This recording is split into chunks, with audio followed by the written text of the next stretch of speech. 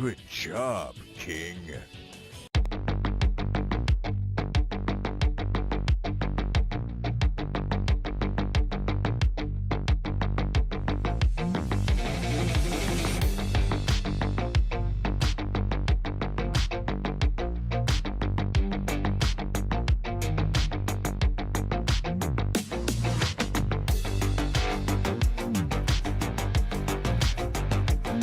Good job, King.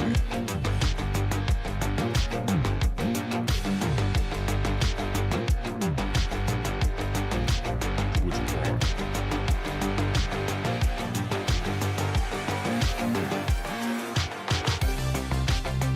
Good job, King.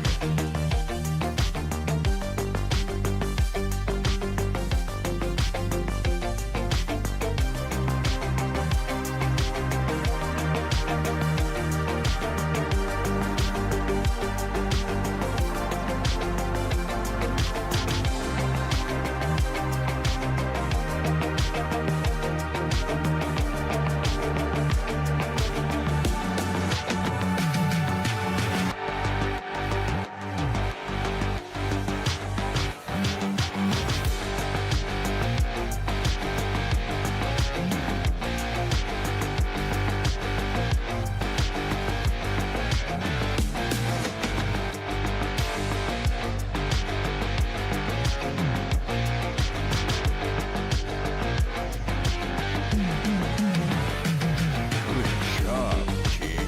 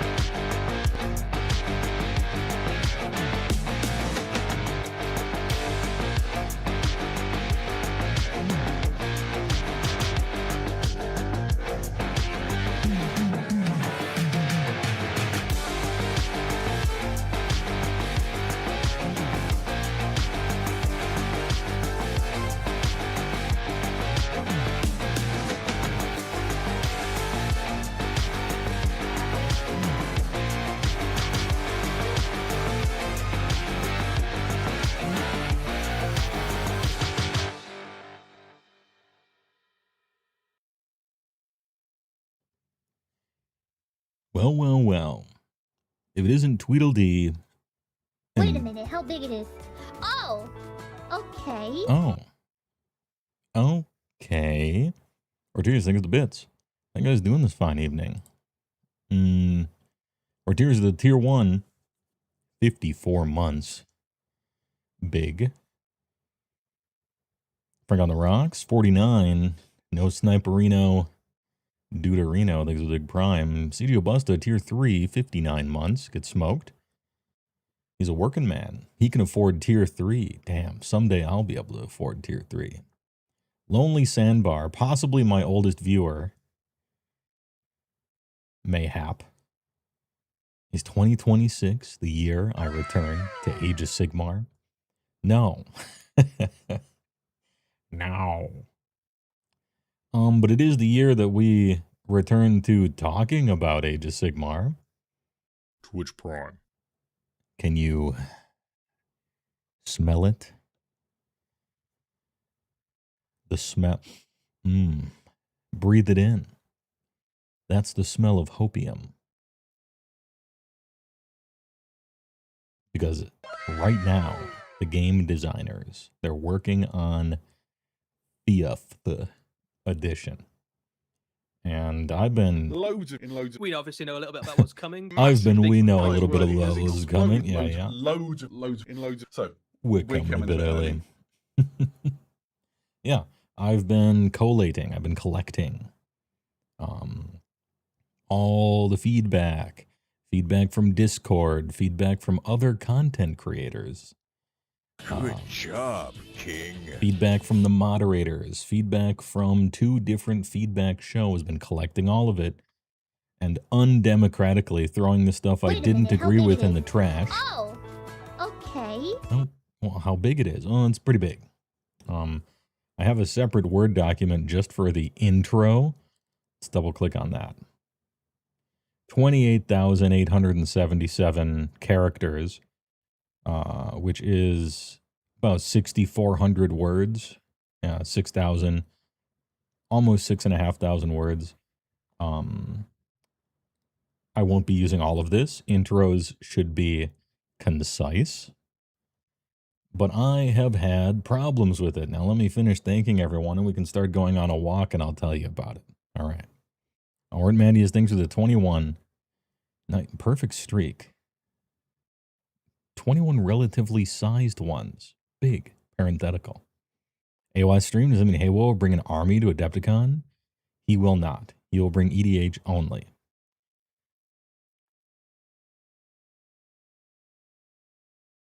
There's just nothing I can say that wouldn't be a lie. I didn't bring an army to Adepticon last year. Because AOS was in a dark place, and I didn't want to play it, because it's boring now. This year, nothing has changed. I might be bringing 5 EDH decks instead of just 4. I got 4. One more EDH deck can fit in my little carrying case. So it's possible I'll have 5, probably just 4 though, because Lorwyn spoilers came out. Not impressed. From the commander side. Control Minsk. Dude, playing a control deck that doesn't have counterspells, that shit sucks. Or any good draw. I'm sitting there with 1 card in hand, it's White Mane Lion, and an opponent's like, hey, can I shit in your pillow for your bed right now? And you're looking at your hand and you're like, oh yeah, I'm not in counterspell colors, am I? And yet I dare to call myself control. No, yeah, all right. Take a big one. I guess I gotta sleep in it. Hey, yeah, so anyway, Terror of the Peaks. Eat shit for life. Yeah, all right. Sounds good.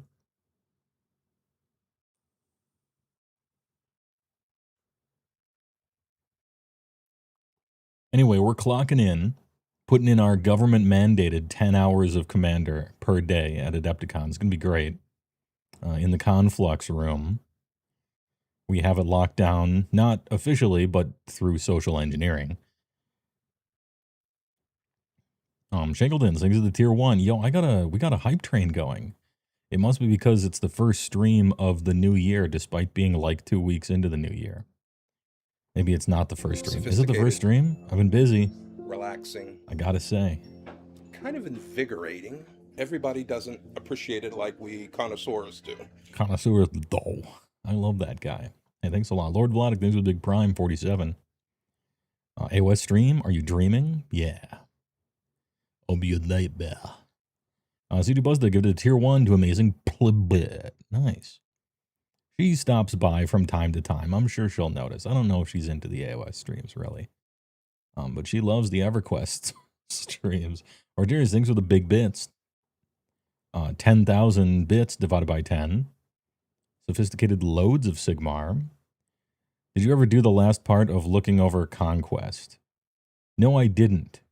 There was one stream I had slotted to do it, and then we got caught up in something else, and it went long. And then there was another stream I was going to do it, but what's his name wasn't in chat, and I was kind of doing it for him. Good job, King. And then Christmas and New Year's happen, and now I'm back from cryo sleep. I hope he doesn't feel like I swindled him or anything like that. But, Ortmanius thinks it's 21, already did that. Scrolling. Ortiers thinks of the 5 tier 1s, massive. 10 hours per hour. You bought Albion, so you could talk about Albion, hell yeah. Good job, King. Ayustein thinks of the tier 1 for 6. Tay Barracuda thinks of the tier 1, 53. Extra wide months. Men's big end month shopping. Anyway, thanks for the big hype chest, everyone. Please enjoy your hype chests. I'm clicking on it. I don't know what it is. No rewards. Oh, no comment. Okay, no comment emote. Okay, hey, sure. You got Crusader Kings 3 recently in Slarius. People tell me that one's good. We will be, I don't know what kind of autism all of the mods put together will be able to craft. But let me tell you, it's going to be a lot. And that's Friday. Speaking of, I decided to do a schedule for this week because it's what I should do always and never do. So tonight we talk about Age of Sigmar after our walk. And Friday, all the mods are getting together. Frank on the Rocks, CJU Busta, SJ Arcade, and me. Due to the PC Gamer Top 100 that just came out. And somebody else did a top 50 or something. I don't know. Penguin Zero maybe. And we're like, well, we'll do one. Everybody's going to come up with their top 50, blind, reveal them to each other, combine them, discuss each one at a round table, one after another. And the rules are, you must have played the game. None of this, oh, we'll throw the Milsim players a bone and just say Arma 3 because everyone says it's the best one. Nah. You have to have played it personally, which should cut down a lot. And it's PC, not console, which is cut down some more. And that can leave chat plenty of things to talk about. And I don't know, I heard Crusader Kings was good. I wonder if there is somebody who has one of the Crusader Kings on their list.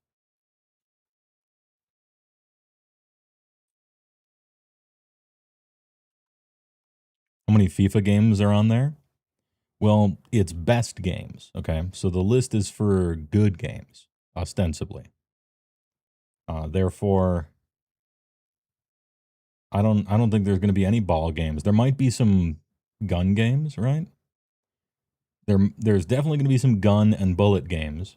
I don't know if there will be any ball games. Games featuring balls, sports, right? Because, again, it's for good games.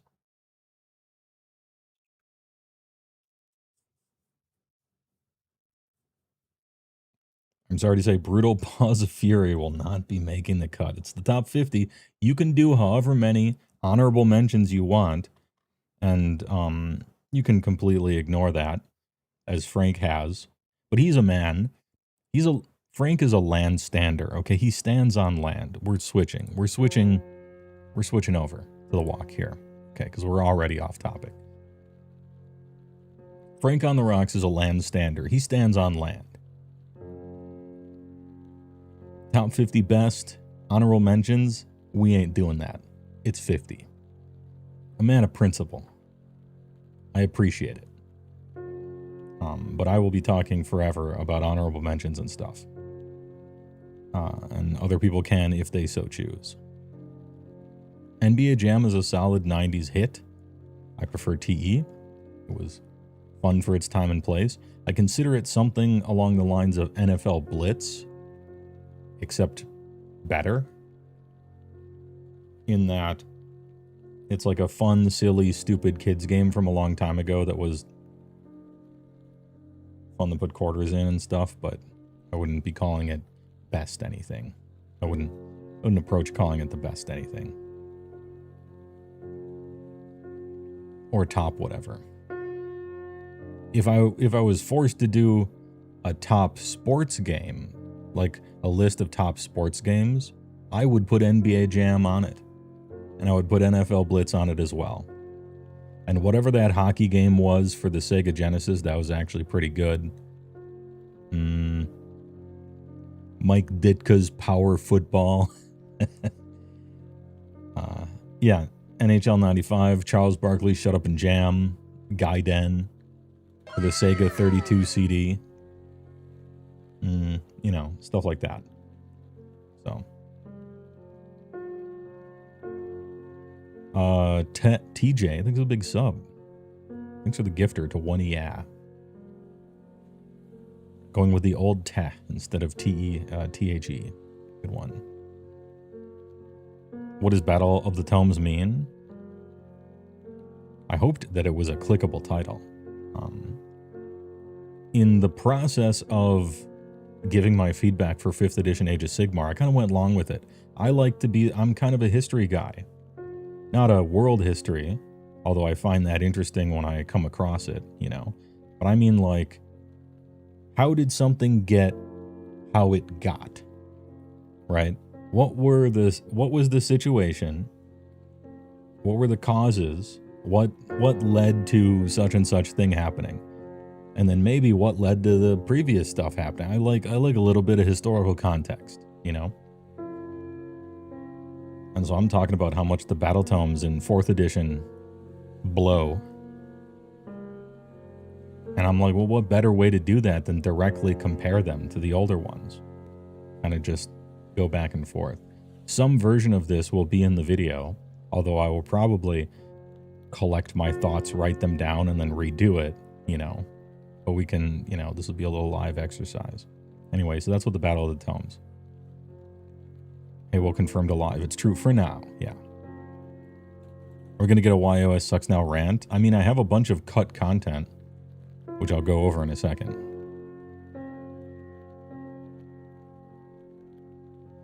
Are you planning on streaming the Warhammer previews on Friday? Absolutely yes. Yeah. I don't like to miss Warhammer previews. I like to watch them.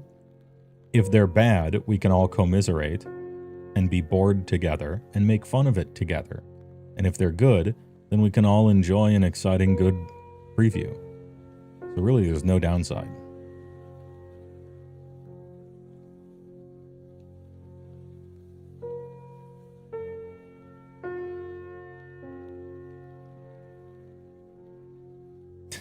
You're an Iron Jaws player. You could rant about the current book for hours, starting with how we're still duct taped to Cruel Boys. Yeah. Shouldn't be. If Idoneth Deepkin and Lumineth aren't in the same book, how come both orcs are? Doesn't make any sense to me. But I've long held that position. So. Anyway, thanks, Elec Man. I am doing well. Ish. I'm doing better. We'll put it that way. I'm doing better.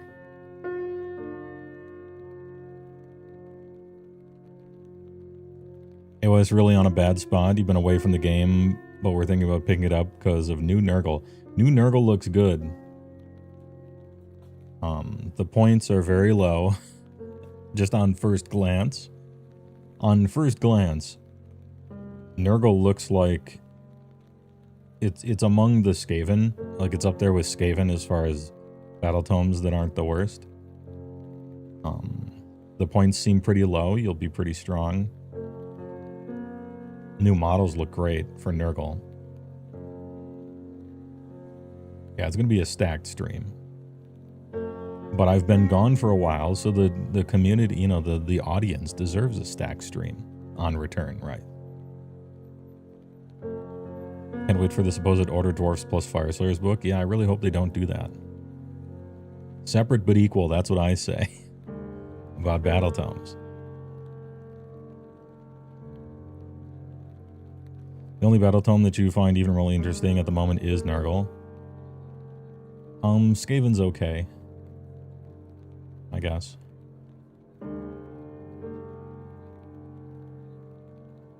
Yeah, Warhammer reveals into PC gaming talk. An abrupt shift of topic, I guess. Stormcast, how to single-handedly destroy your entire consumer base's confidence in buying your product. A case study. Yeah. How long were Sarcosanct around? I don't know. You feel like it's not even safe for the poster boy faction. How could it be safe for me? No. FEC pretty good, you say? What do you mean you aren't going to run 70 Blight Kings? Not with that War Scroll. The other stuff in there is pretty good, though. Just not really, I wouldn't say the Blight Kings are the thing. So FEC is pretty good. It says 2 people. All right, that's great. Maybe I'll check that one out. As a primer to this discussion, the fact that Vanguard Raptors of Longstrike crossbows cost 200 and Hurricane costs 110. It's a sneak peek at the Battletome problem. Job, King. Tory Kicker 7. Exit Tier 1, 61 months. Big streak continuing. Thanks a lot for the Tier 1. After Soulblight, was the point we stopped seeing copy-paste from the index? Well, none of them were really copy-paste from the index. Remember, those were all worse. They were actually worse. To me, they were worse than the index. Like Slaves to Darkness, to me, is legitimately worse than the index. Which is unfortunate.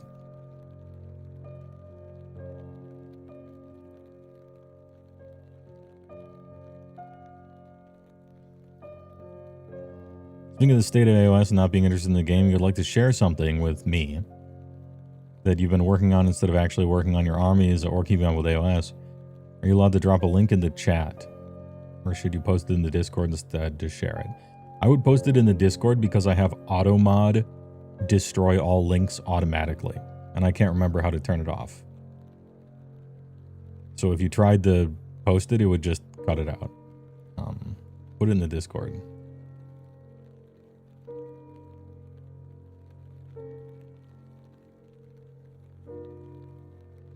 "5 years, and we're the poster boys of an entire edition outside the poster boy faction for the game. The dumbest thing ever." Yeah, that was dumb.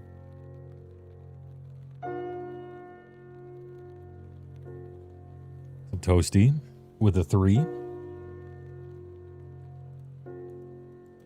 Thank you for preaching the truth about Slaves of Darkness. I'm generally more defensive, I think, about other people's armies even than my own. Mostly, I think it's overcompensation because it's rather easy, or it could be easy, to dismiss someone's complaints. If you can boil up, or if you can boil down their complaints to, "I'm mad because my army sucks." Like, if you can draw the line between this guy's complaining because his army sucks, then you can, like, ignore his complaints. And I don't want to be so easily ignored.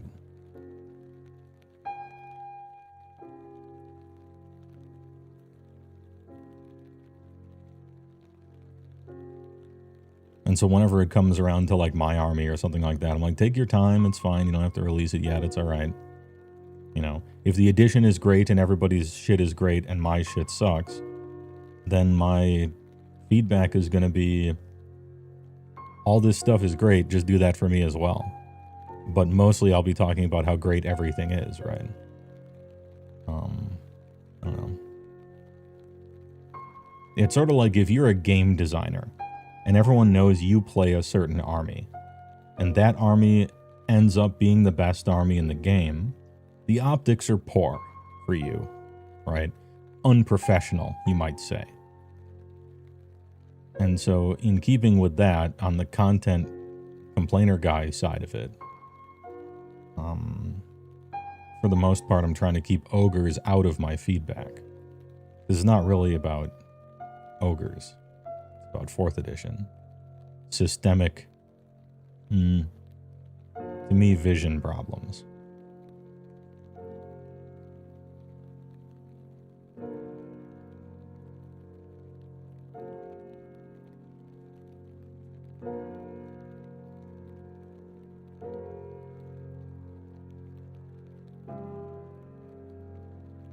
You don't usually make any streams, but work is slow, so you're able to come listen. What's up, Tofu?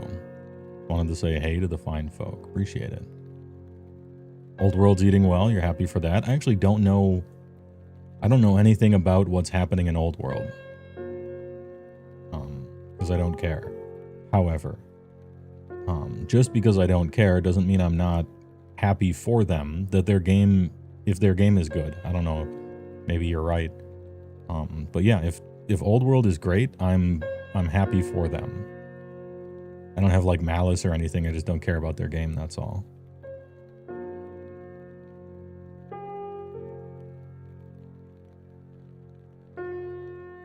Let me check out what this post is here. Where would it be? Here's the project you've been working on instead of your army. Oh, it's a GitHub.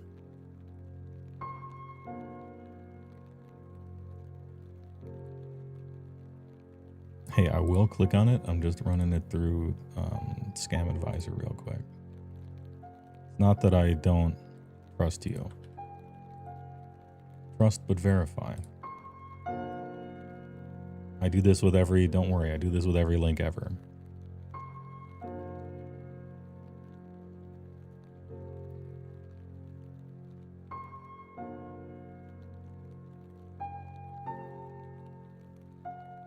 Very likely safe. Okay.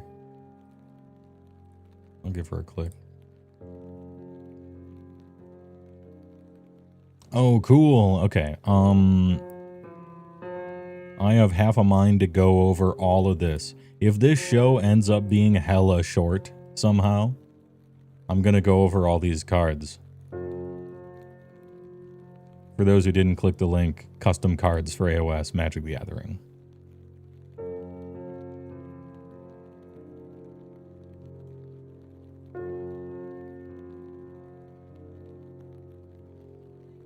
You're mad at the perfect army for you existed, Roman Legion clerics and wizards with ballista.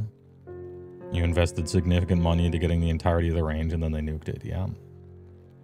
And it's very recent. I guess it's different than Bone Splitters. It still sucks for Bone Splitters, make no mistake. Right? And on one hand, you shouldn't treat your customers like that. And if you've gone 3 editions with an army in the game, you might as, I think it's probably just, it should just stay. You made your choice. It's been 10 years, you know? Do something with them. But on the other hand, should you be forced to sell something that no one is buying? As a company, probably not. You know, it's more understandable for Bone Splitters, but Sarcosanct was like an edition release. You know, it was a big deal. Shatters consumer confidence to me. 50-50 serious memeing. Do any armies truly suck this edition, or is 4th just boring? You have 5 armies with battle tomes out, none of them spark joy in building. That's my problem with it, Meeps. That's basically what this whole shit I'm talking about in the feedback thing. I don't know the specific balance today or this week. I don't keep up with it. Because I don't know, the stock market of ups and downs of whatever army happens to be winning right now, I don't even care about that when I'm interested in the game, much less when I'm not. But I guess it makes for good, like, weekly content if you need somebody else to do it for you. But, yeah, I don't care. One of the sentences from my intro that I may or may not use is, Age of Sigmar is more balanced than it ever has been. And I don't care, because it's boring.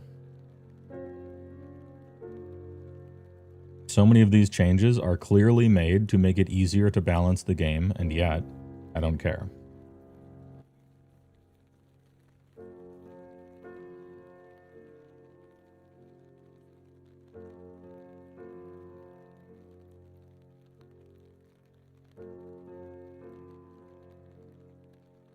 We got a cool book campaign book with expanded rules for Marauders and the broader Princes with core represent X's Y style rules since they're not getting bespoke models. Cool. Taxi 2 stock. I don't know why they didn't do that with Sarcosanct. I mean, if they must flush them, at least put out an official thing for counts as forever until the end of time or something like that. Maybe they did. Perhaps they did that and I just didn't notice. They finally gave the old wizard with a submachine gun model rules. Hell yeah. Only great games. Oh, is Twitch having an issue? On my end, my kilobits, those are looking pretty good. I don't have any dropped frames. It might be locally. It's meant to be playable for both limited and commander. That's a wide spread. Elec man. That sounds crazy. That must have been very hard. Because limited is the lowest floor ever. And commander is kind of like the highest. In a certain respect. As far as like what cards have to do. That sounds difficult. That's a wide berth.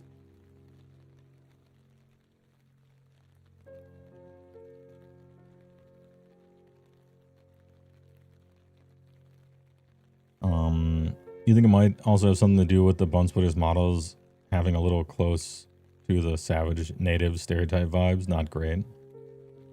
Well, I was about to say that's why I didn't like them, but it's not really. I just the models are just bad. It's not a racial thing, or I don't know if the savage thing is a racial thing or not. Maybe it's like a modern versus historical people's respect thing. I don't know, but the models were dumb, and the concept of naked savages with spears is fucking stupid. That's a dumb trope.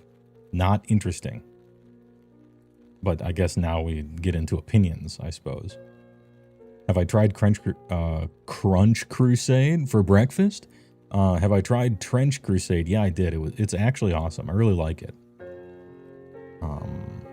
I'm not interested in skirmish games really, but I like Trench Crusade. To me, the game design of it, the design of it is so fascinating and good.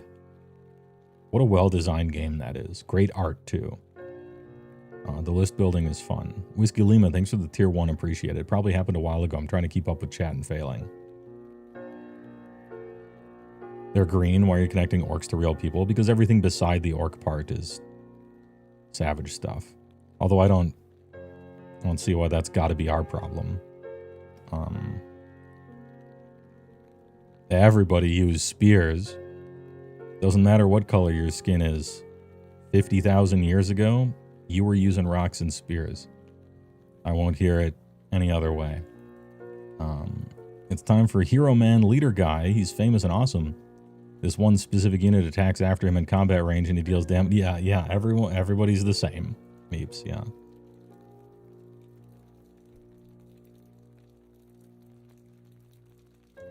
Yeah, my problem with Trench Crusade is that it requires you to have entirely too much terrain and be too good at setting up pretty much like a display board level of enough terrain on the table to be able to care about sight lines and all this other shit.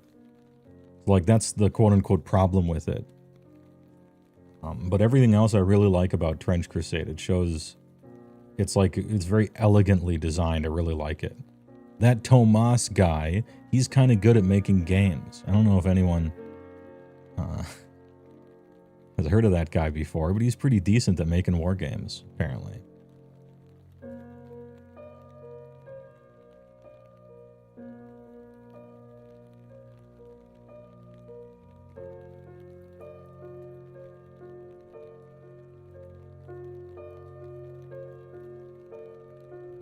You would love to see Bone Splitters redone so they hit nuanced take on prehistoric people. I don't know that we need a nuanced take on it.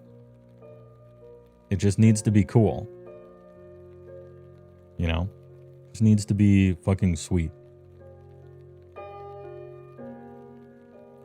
I don't know that we need to walk on eggshells over plastic people. If they're fucking awesome, I think it's less insulting. I think it's kind of up in the air whether it's insulting or not. But if it's fucking awesome, I don't know that anyone would care.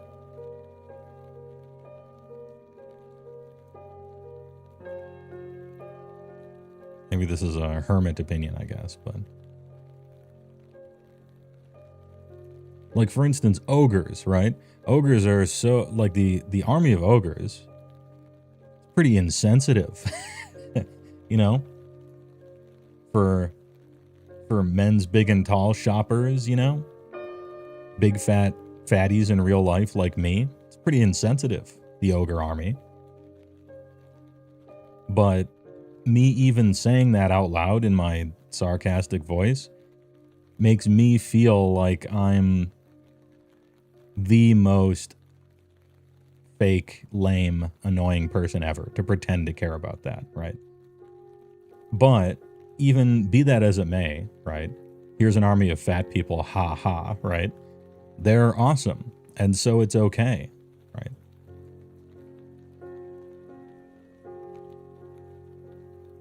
I think the thing is you just got to make them awesome, and then it's fine. As a member of the affected peoples, you know, of the ogre armies.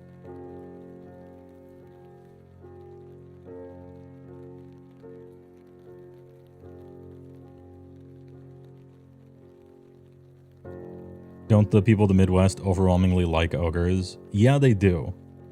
We like Midwest, upper north, you know, in the frozen north. We like our beast claw raiders. We like our ogres. We like our mega gargants, and we like our undead. And that's just, apparently that's what we like. The frozen tundra.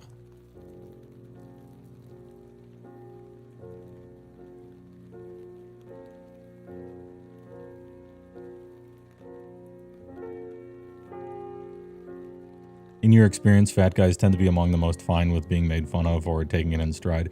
Yeah, and it's probably an unfair comparison in a certain respect because it's generally a choice. Or rather, it's literally always a choice, but it's a spectrum of how much choice you get, depending on how bad your genes are, right? In a certain respect, every fat person probably has worse genes than not, right?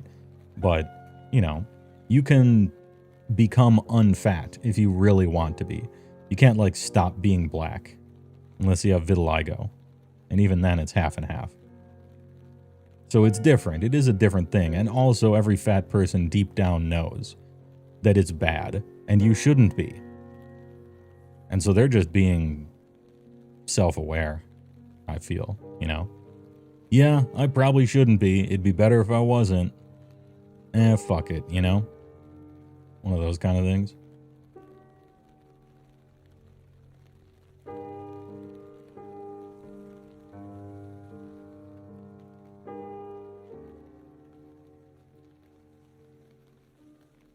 You do struggle with unending hunger, yeah.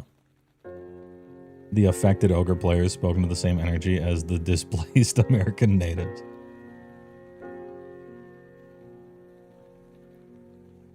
It's not like fat guys have historically been second-class citizens or anything. Look at the BMI index as it pertains to wealth. And you will find the fat cat banker is the opposite of the correct stereotype. But maybe that speaks to America's wealth, that our poor have a problem with obesity. Such is the wealth of our country. Our poor have an obesity epidemic. Well, okay. Maybe some of this stuff should put things more into perspective or some such. I don't know. But I wouldn't want to put the cart before the horse. The ogre, yeah, the Tauren call it maize. Yeah, true. That was a good one.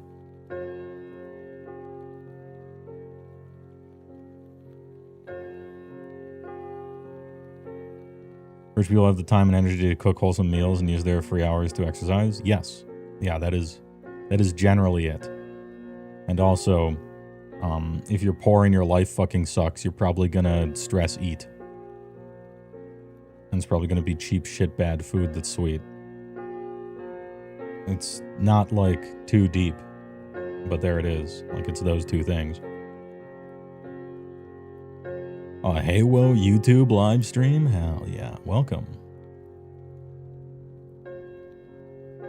You remember the half ogres from Arcanum? That story threat was fucked. I don't remember that. I played Arcanum. I don't think I played all the way through it. And every time someone mentions Arcanum, I think of Nox. And I know they're different. Nox was more Diablo. Well, not really. Well, kinda. Nox got fucking blasted because Diablo 2 came out at about the same time and it couldn't handle that. But it was cool at the time.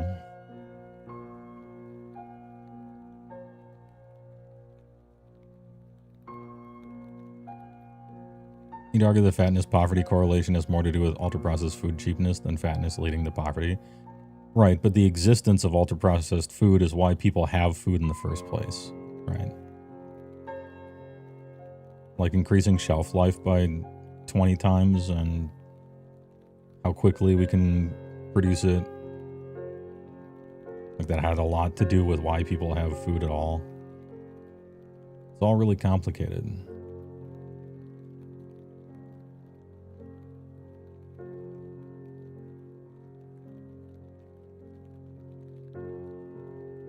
Like, is Wonder Bread as good for you as actual bread? Fuck no.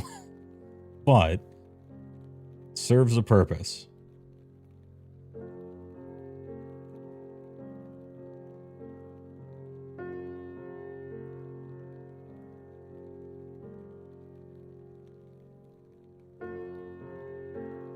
Wonder Bread 2000% marked up today only. God damn, that fucking meme. All right.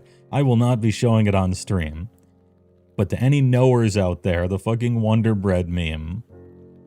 Fan art. God damn. He's a knower. Yeah, so see, there's another thing that you could consider a positive or a negative depending on how close to it you are.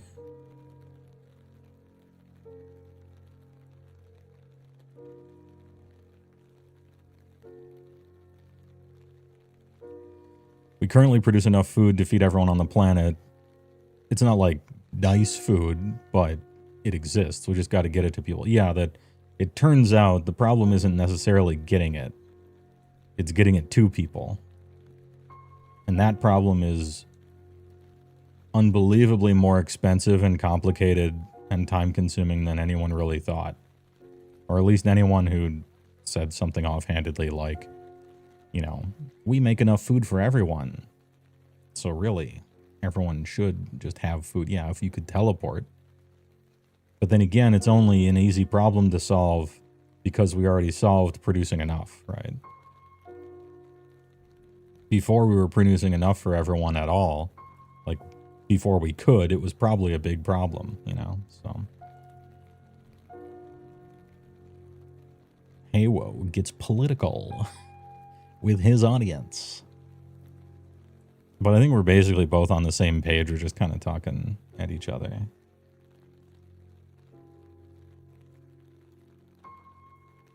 Both of our points is probably, hey, you know what? Shit's slightly more complicated than I wish it were.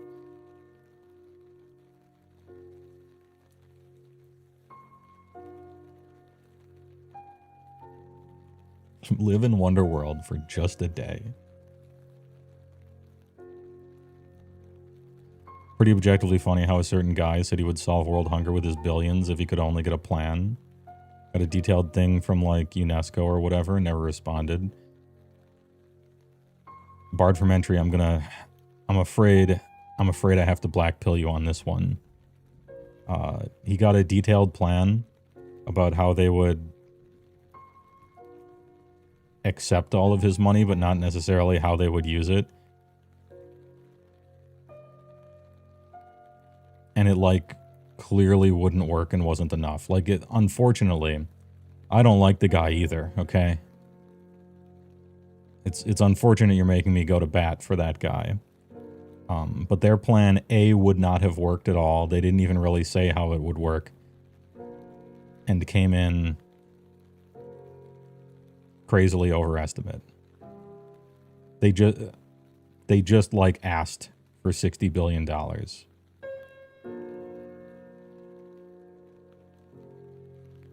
Again, I don't like the guy, but at the end of the day, he meant like a real plan, and they didn't have one. As sorry as it is to say.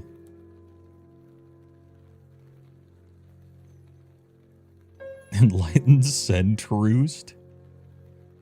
That depends. Being political, he doesn't even drink Monster Energy. Sure I do. I had a Monster Zero Ultra earlier today. It was delicious.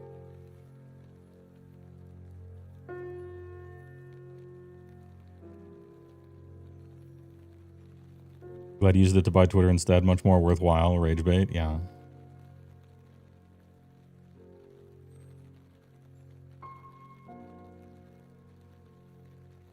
Should ask Elon for $3 million. Should have given me $60 billion.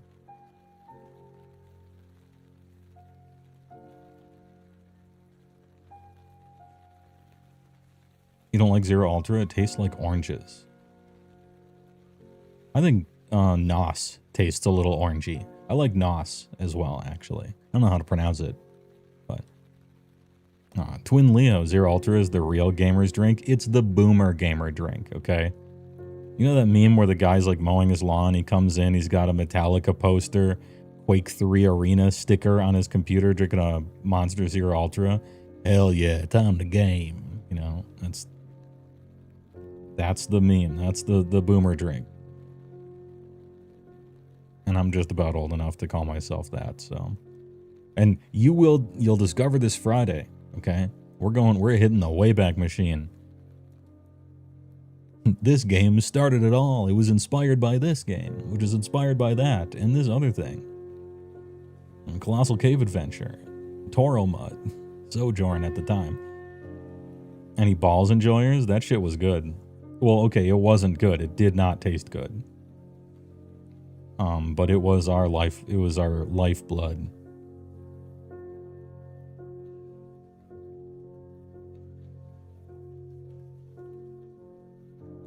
New Balance sneakers, yeah.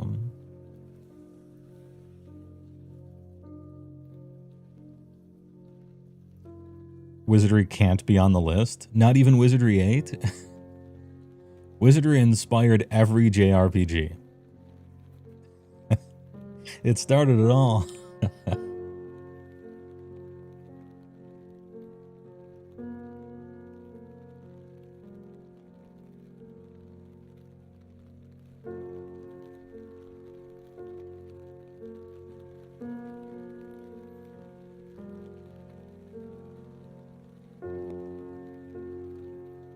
Metroid inspired a bunch of really good games. It still fucking sucks. Damn.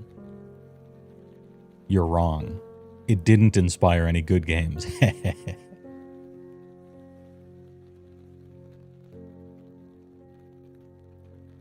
Is Heroes of Might and Magic invited to the cookout? Hell yeah. Oh, it's Chow Yun Fat Monday, huh? Well, hey, see ya for one Car Y Wednesday. And also Friday for the video game talk.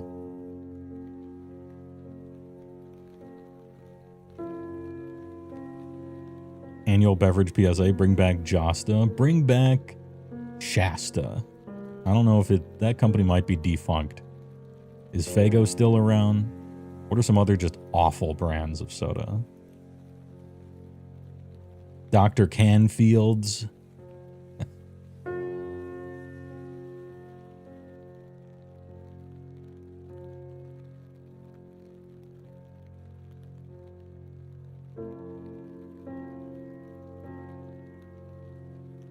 Dr. Pibb. Dude, I liked Pibb. I'm a Pibb defender. I liked Pibb. Then they changed the formula when they came out with Pibb Extra, and I'll never forgive them. Yeah, the amazing Captain Pibb.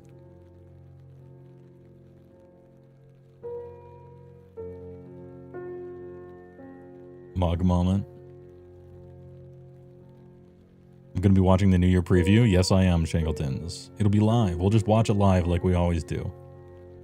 And then after that, we got a big video game chat with all the mods.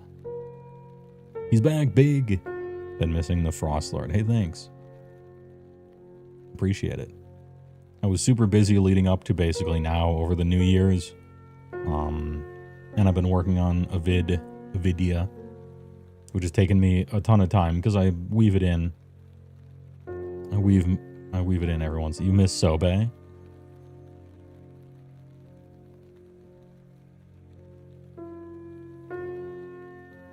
Frost Lord with White Claw.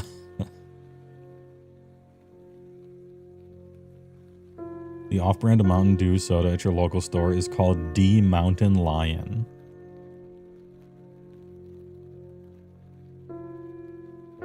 My favorite Mountain Dew off-brand is called Moon Mist, because it's the grossest sounding Mountain Dew alternative name I've ever heard.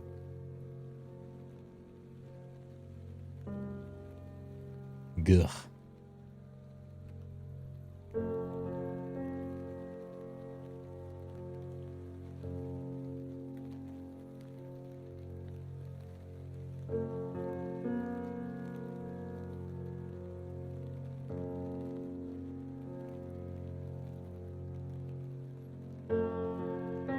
Oh yeah, to update you on the video's intro.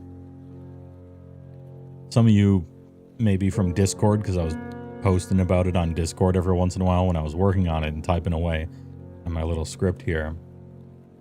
I found it a struggle to not have it become mean, this feedback. It was a struggle for me. It would start out informative and pleasant and funny, and then it would like slowly become mean. And so I'm like, all right, this isn't a manifesto, you know. We're not airing out our grievances. I'm just giving feedback. You know, if you're mean with your feedback, they're less likely to listen to you. Not that I think they will anyway. But, you know, hey, all right. And so I would, yeah, for AOS, Kaloth program. Yeah, for 5th edition, because they're working on 5th edition right now in the studio. Almost assuredly.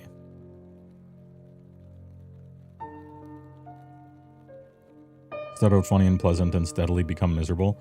Mirroring the structure of your intro to the topic of your discussion is a common essay structure. Yeah, okay. True. But anyway, so okay, it's time. We'll cut that out. It became mean. Let's try again, you know. And I've done that so much that I have like 5,000 words that are just mean. Because I kept just highlighting it, cut it, and then just put it over there just in case I need it later. And so now I have a document of just incredibly mean things.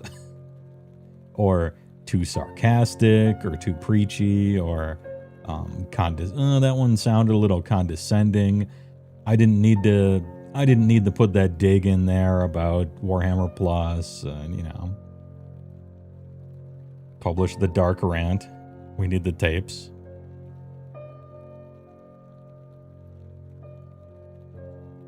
HeyWoah gets dark woke. I'm not entirely sure what dark woke is.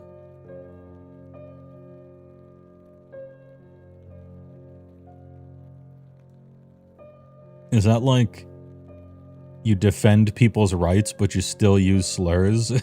Where it's like, it's your actions that count. Is that like dark woke?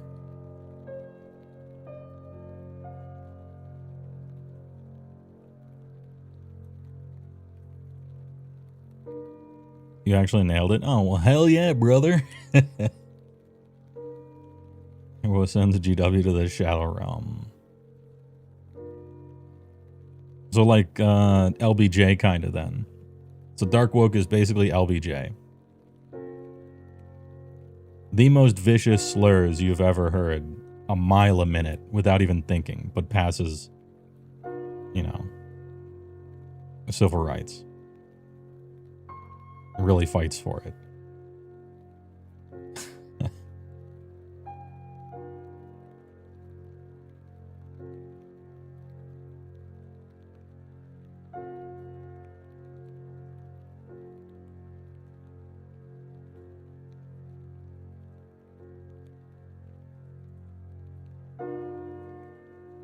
We need mid-2000s era psychosis where sodas were trying to be pizza and Doritos for some reason. Well, Doritos have like Taco Bell stuff. That's kind of neat. Mountain Dew Code Red, Livewire, whatever the Blue Gamer Edition one was.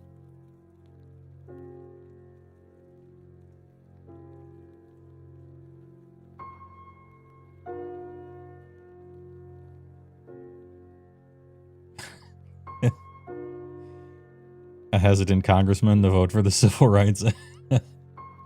I don't, like, that quote's probably not true, but I would believe it.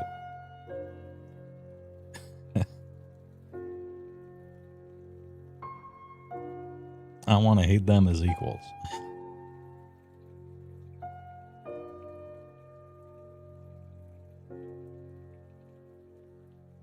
Jimmy Carter was running for governor. He ran on pro-segregation. And then in his convocation speech, he was like, yeah, we're going to end that.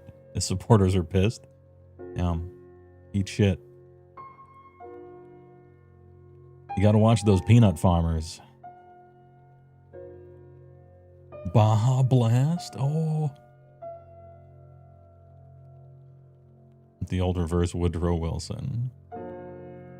Funny, remember 2 years ago we were photoshopping the designers into Giga Chad memes. It's true, Galactic Froggy. We had so much hope back then. We were filled with so much hopium. Where did it all go wrong? Gib, universal realm-based enhancements. Let me take some of them. Just give me some rules, I beg of you. Jamie Athul.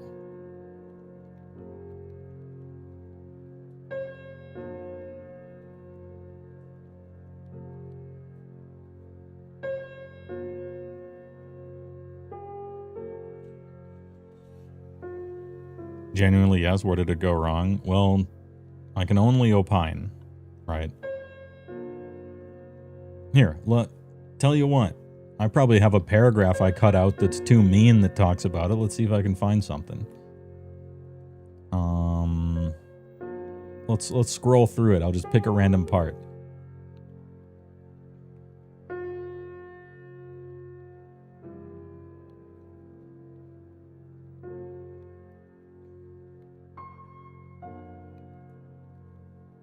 Let's see. This is exacerbated by 3rd edition also having been dark times, but not as bad as 4th.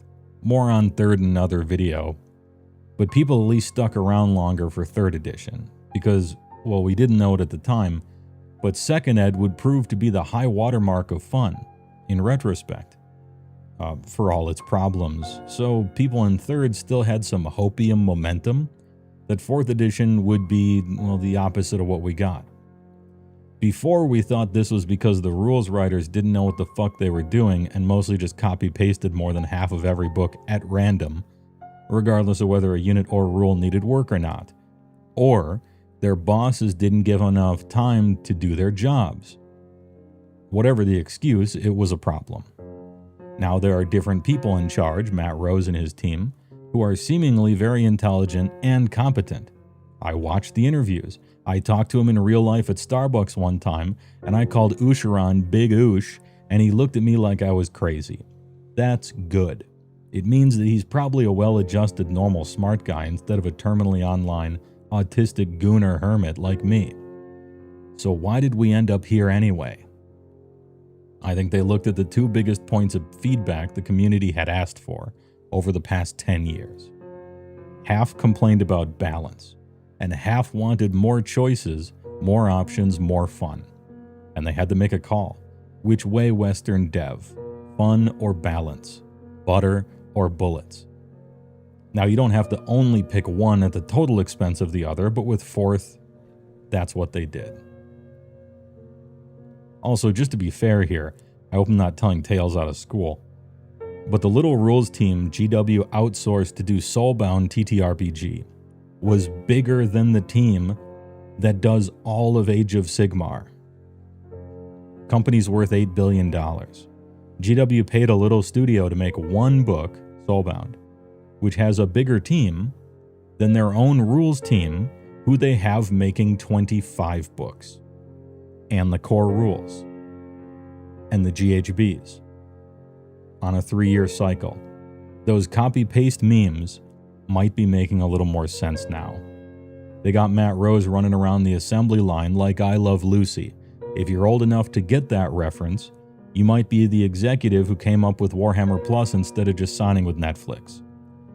Wouldn't want it to get too big of an audience, so I get it. Anyway, that's one of the many excerpts that got just a touch too mean, you know, but does answer your question you just asked.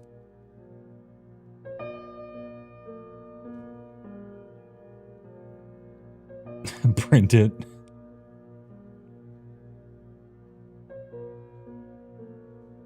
Print it, publish it.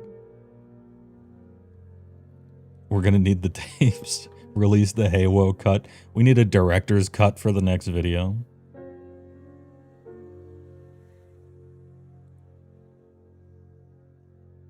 But as you can see, it got a touch of mean, and so I had to, you know, I had to rewrite it.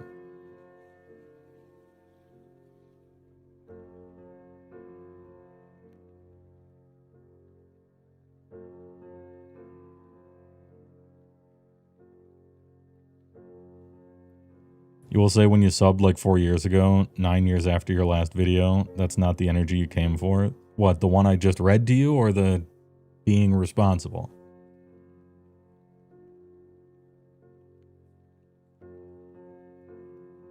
The one you read. Oh, you know, you try to stay above it, right? Isn't that responsible?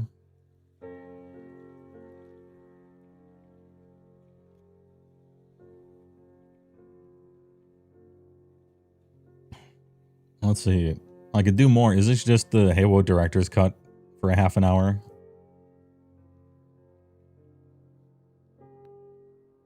Be more toxic. Do you think it's your own personal frustration or just the facts for AOS?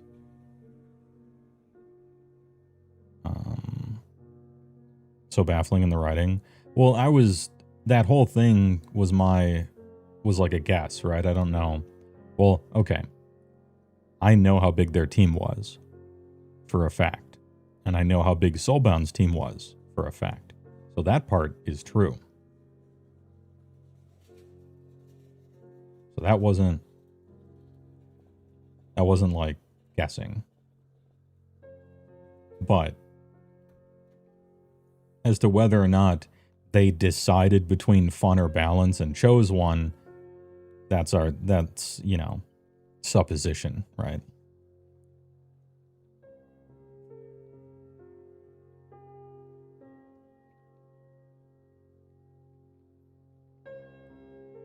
Apart from Andrew redeemed meme ad. I'll show a meme ad in a sec.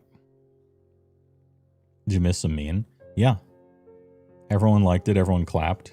And then everyone clapped and they stood up and they kept clapping.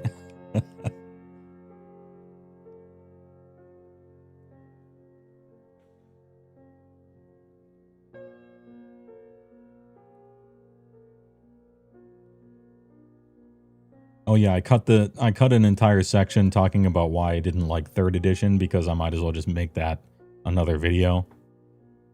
In the feedback for 5th, I probably shouldn't have a whole section about like what's wrong with 3rd. Well, not a section, but I guess I could weave it in if we're talking history.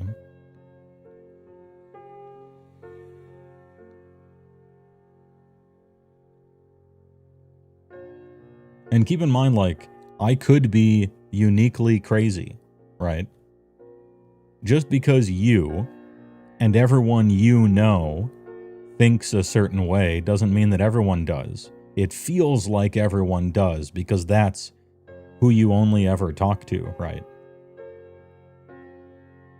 But, I don't know, a lot of people go see Adam Sandler movies, right?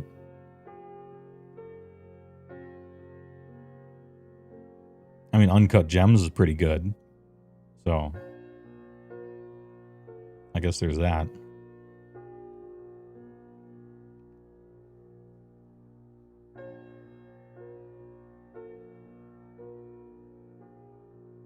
There's a Spectre haunting Europe. That Spectre is D3s.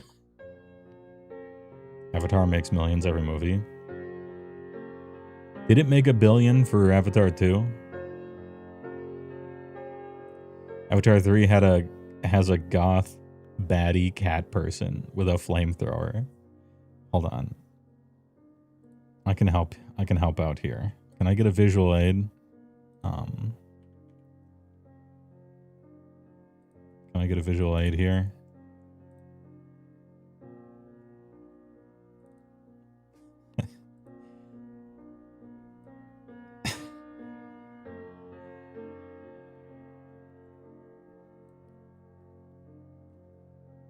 Oh, you mean her?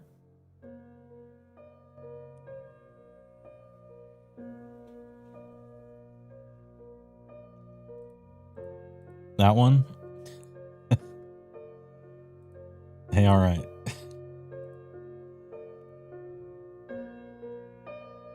Is that the one with the no? The one with the whalers is number 2. The baddie with a flatty is number 3. Yeah, slamming the credit card on the desk. Is it any good aside from her? I haven't seen it, and I probably won't. I was somewhat forced to watch the second one on a pleb movie night. And I'm talking about the craft of filmmaking here. It was god-awful. I actively hate the characters you are supposed to root for. Like, they fundamentally failed to make me care about the people that are supposed to be the good guys. I hate them, and I want to see them fail.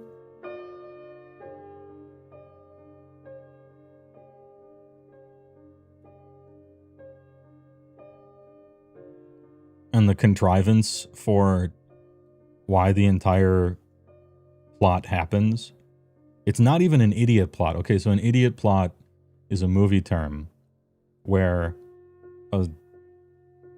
the story relies upon everyone involved being an idiot. Otherwise, the story wouldn't happen at all. That's fundamentally what an idiot plot is. And it's not that. It's just the setup for the story to happen doesn't make any sense at all, given the information we learn on the nature of the reality of the setting. So it was hard for me to get into it in the first place, I guess.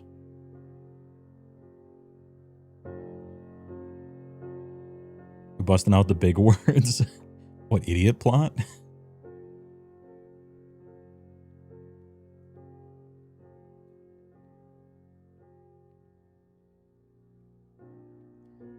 James Cameron is an oceanographer who supports his addiction by making movies. It's true, yeah. Jim Cameraman, you're going to have to set your sights on the Wayback Machine, but he used to be known as the guy who makes live-action anime. And he did it in a time when no one knew what the fuck that was, really. Like Terminator. That era, like Terminator, Terminator 2, Aliens, right? That era of Cameron. Whatever the under the ocean one with the alien spaceship at the end, Abyss, I think. Like, he made live action anime, and he was like an anime nerd guy who was obsessed with the ocean. And most of his movies were good, or at least entertaining.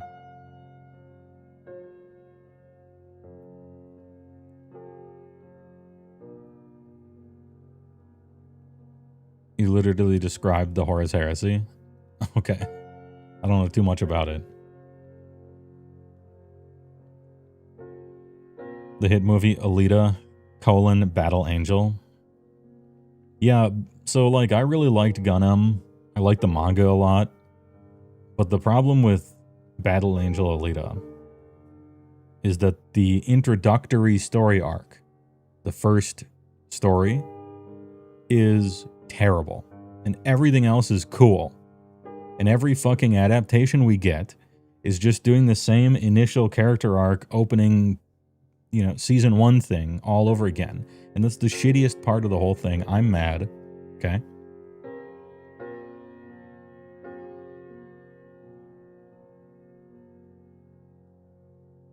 What's the other stories? There's like a million volumes. It was a manga, so there's just tons and tons and tons of chapters. And then there was a second one. But I'm just like, I don't want... I hate the fucking... I'm a Lady Pinocchio child and have child love and the guy died. Oh, jeez. Spare me. Go to the bioengineer planet and become a race car or something.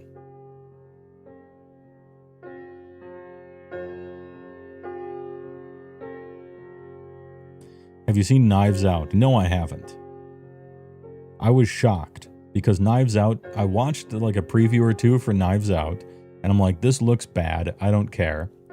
And then like film people told me it was good and I was not prepared for that because usually I'm a pretty decent judge based on a trailer whether a movie will be good or not because I make them. But so I don't know, either they're wrong or Knives Out is actually a romp, just pulpy fun maybe.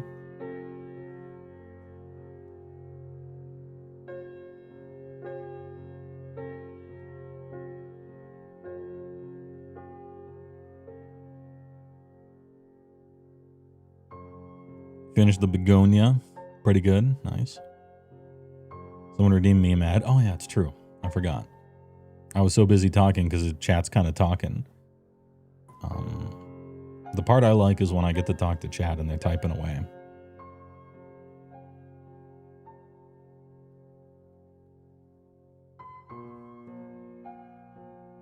It's a detective novel more than keeps one more chaptering you. Okay. Rian Johnson makes mixed Star Wars, but fun murder mysteries. That's okay. I was kind of surprised that Rian Johnson made such a bad Star Wars movie because I thought he was a pretty decent director. I don't know. That's a lot to be in charge of. Can't all be home runs. Some people only have one in them,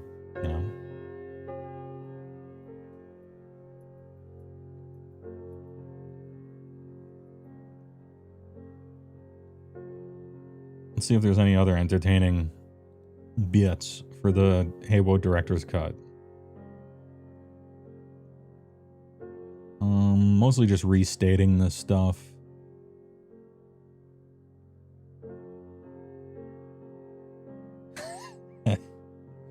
Okay. Here's where I go at length about the manner in which we need to moonwalk away from the direction we're going in AOS. Like, we need to go 360. We need to spin 360 and then moonwalk away from the direction that we are going in. We're going in the wrong direction. Not just the wrong direction, the opposite of the right direction. You can't go on like that. It's too stupid.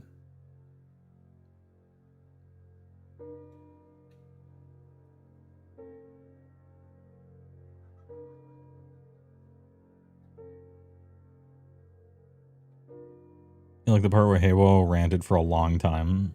Yeah. Bravely coming back. No, we 360 and then moonwalk away, so we're actually going 180.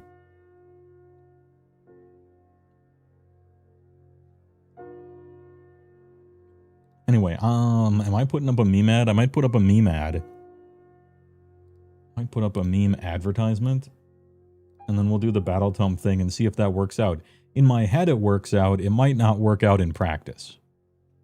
So if it doesn't work out in practice, you're part of the HeyWoah director's cut where you're, we're not going to see it later.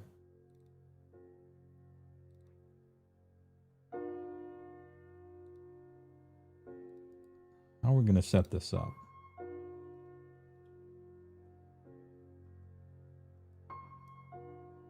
You work out in your head too, not in practice. Speaking of Battletomes, who's excited for Nurgle? I'd imagine Nurgle players who don't have a lot of Blight Kings. You're going to be really strong before they alter the points, supposedly. And some of the rules are kind of interesting and fun sounding. Which, that's a good thing.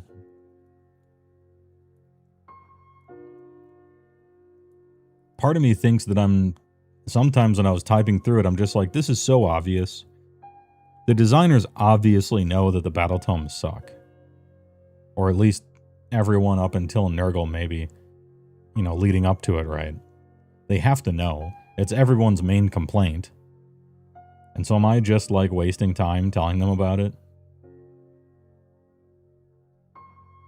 So, you know, while doing the entire Battletomes section of it, I was kind of like, you know, am I just saying this to say it? Everyone knows the Battletomes are like one of the main bad parts. The designers obviously know. How could you not, right? But no, I still think it's worth. If only to go over some specific stuff, maybe. Better not making a video. And it's not just Battletomes. I could talk about the core rules as well. I mostly glazed over the core rules, but I think from a vision perspective, there's a big problem there too. That I could talk about, I guess. Anyway, me mad. Get advertised at. Pardon me, would you have any Cream. But of course. Grey Poupon. It even has cream. Hello, everyone. I'm Scott, president of Domino's Pizza. Have you heard of Hatsune Miku? Get a rope. How do you get shirts so clean, Mr. Lee? Ancient Chinese secret. My husband, some... Pure athlete, yeah. Here's his ancient Chinese secret. Cream. Folks, I work with lots of people who wear dentures and smoke. Mommy, how long will Charlie live? 1 second. I like the Whopper the way it was. Fool. The new Whopper has more beef than ever, with luscious taste and a foamy trait. Dunkin' Hines Yellow rises to great heights of moistness. This is the day of great taste. Deluxious. This is the day of great moistness. This deluxe yellow rises above the rest. Moisture. Haven't you ever tried it? No, is it soft? Squeeze it. Ooh, it is soft. And help take a bite out of cream, yeah. It still tastes good like a cigarette should.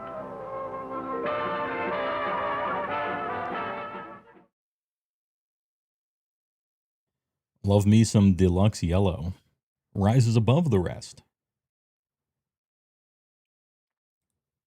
Game screen turn. Oh, I still have my little guy here. I still have my special little guy. Let's see, we're putting him over here. Hey, you're going over there.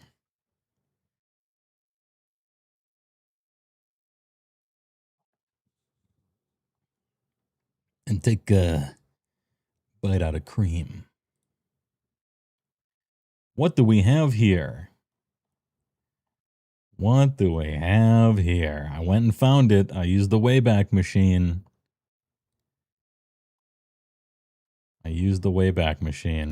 Good job, King. Artifacts of the Realms. Remember what they took from you.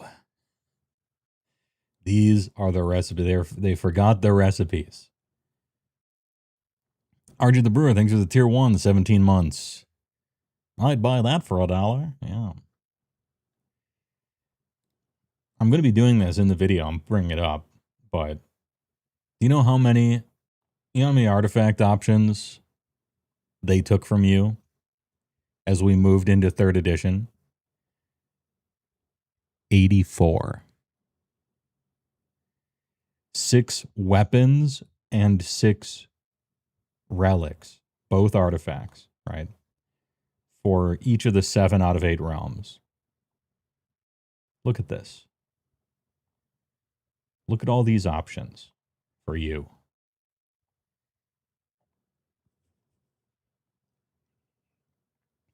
This Simba could all be yours. Or whatever the fuck. There were some good ones here. Let's reminisce, shall we? In Gairan, I'm thinking of Gyre Strike for sure. +1 hit and wound rolls for the weapon. Everything the light touches. Yeah, Gyre Strike was sick. People used to put this on that one tree. What's the named tree that wasn't a legend from Sylvaneth with the 17-foot anime sword? Durthu, yeah. Spear to Durthu. They used to put Gyre Strike on it so he hit on 2s and 2s. That was a common choice. Girthu.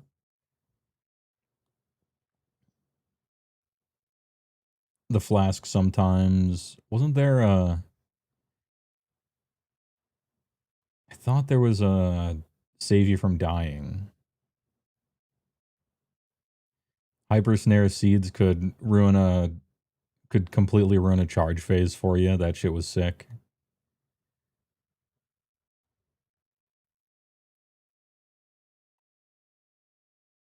This also was back in the good old days when you could proc 6s on bonuses. Whereas Ethereal Amulet, you still have a bone to pick with it. That would be in Shyish, if I recall correctly. Shyish had Ethereal Amulet. There it is. Look at this.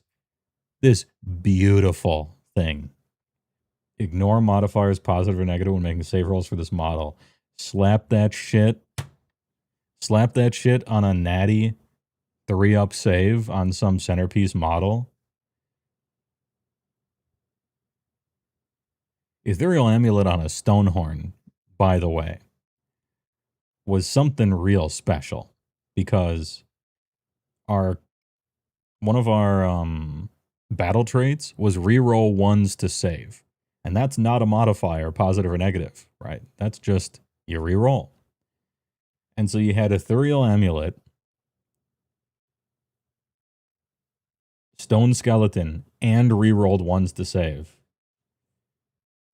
Digging in. Oh, that shit was good. But you had to pay a cost for it, okay? Shyish. The problem with Ethereal Amulet in Shyish was that none of your other artifacts were any good.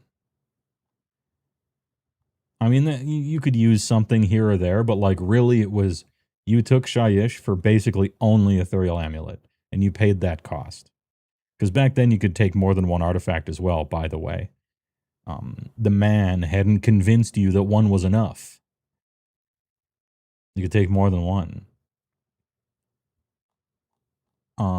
Oh, dude, hold up. We gotta go to Akshi.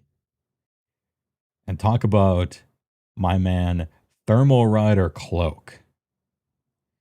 Add 4 to your movement characteristic. In addition, you can fly.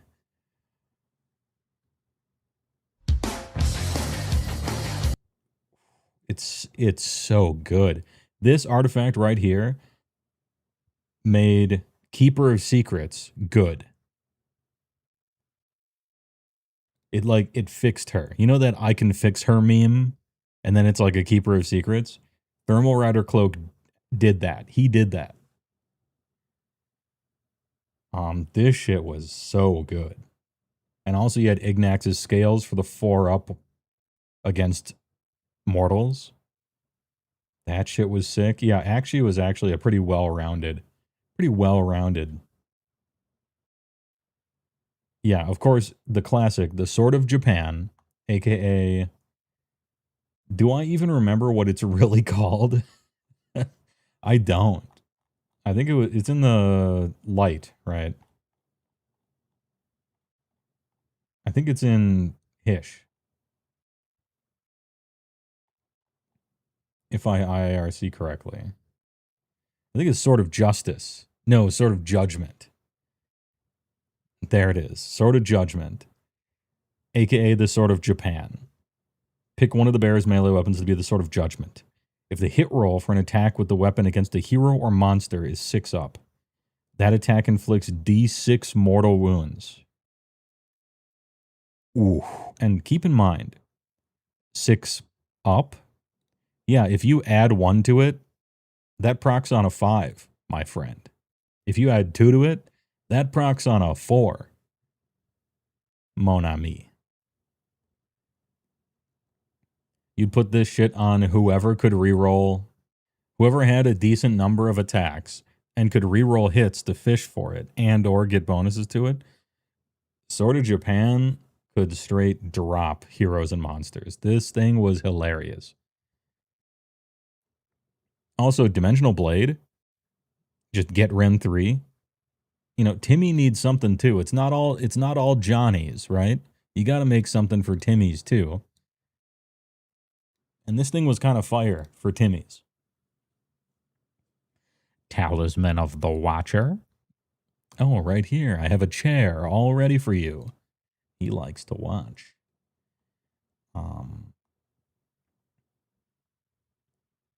Doppelganger Cloak.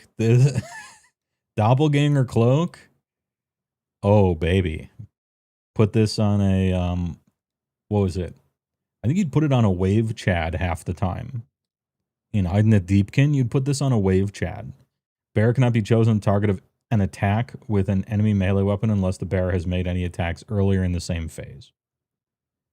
Shut it down. I don't think I will. Stifle.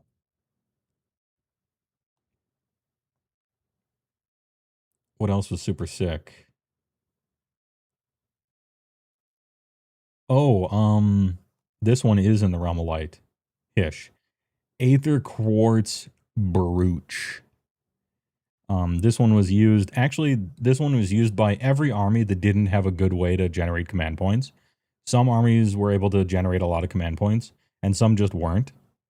And every army that didn't, about half of them used the Brooch. Whenever you spend a command point, roll a die, 5 up, get 1 back. Now, the problem with Aether Quartz Brooch is that Seraphon also used it to have essentially infinite command points forever. They used it as a command point engine to power their engine of the gods, which was its own sort of cool. That shit was kind of sick. Oh yeah, just +2 move. Sash of the 10 Paradises. Oh, 10 Paradises. More than enough for any man. The Crackrock Amulet. Dimensional Blade right above it for those who wanted double swords of Japan. What does katana mean? It means sword. The Idneth call it sword in their language. The Afros in Death Jr. Ignax's and the fly +4 move thing was great for Slaanesh at the time. Now notice I'm skipping a lot of these because a lot of these are just bad or like not good enough or whatever. But I appreciate 84 choices, of which 12 are interesting. I actually think that's better than 3 choices and only 1 is good. Like, if we have to choose between 2 extremes. What else is good? I don't want to miss Chaemon, because Chaemon also had Dimensional Blade, if I recall. It was just called something different. Rune Blade, yeah. So here's Chaemon. They had Rune Blade, which is the same as Dimensional Blade, -3 rend. But keep in mind, you could only pick 1 realm that your army was from. And so having some that were similar in a way that Timmy's would like was fine. It was a way to spread it out a little bit. Did this one have the feather? I think Gur had the feather.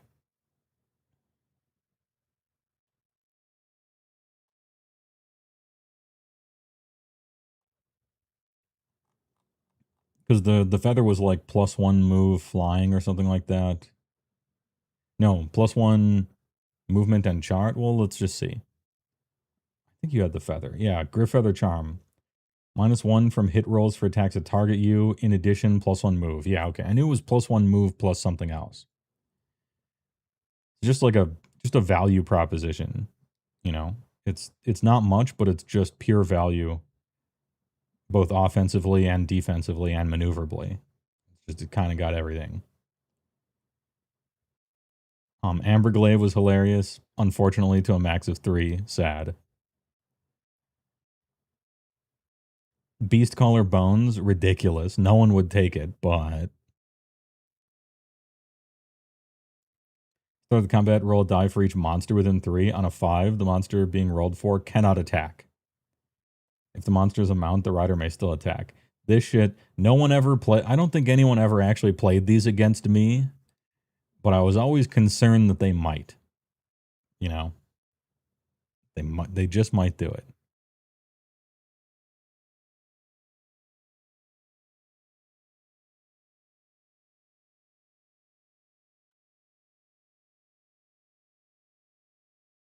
The Rage Blade. Drakeforge Plate is so bad. Reroll saves of 1 for the bear against attacks that have a random damage characteristic. Okay. So, I'm not saying the game was perfect back then. There was a lot of this. You know, move those rose-tinted glasses down to the bridge of your nose so that your sight line is over the top of the rims, okay? We had a lot of rules like this. And we complained about them all the time. But I would rather have Drakeforge plates and then another 83 options, of which 12 are really interesting and cool, than 3 pick 1. You know?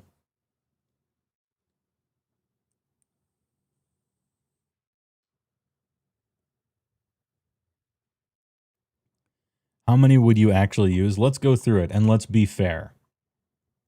And by fair, I mean strict.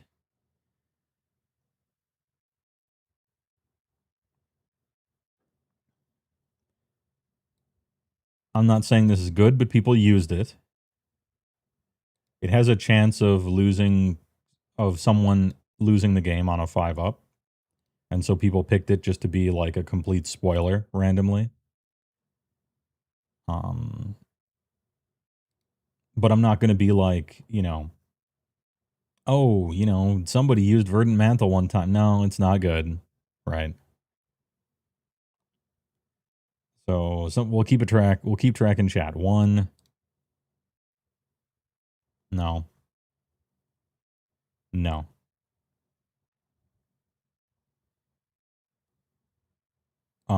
You might be surprised to learn this, but sometimes actually, I'm gonna count every other one that's kind of weak like this, but I know people used it, but we'll count it as a half, right?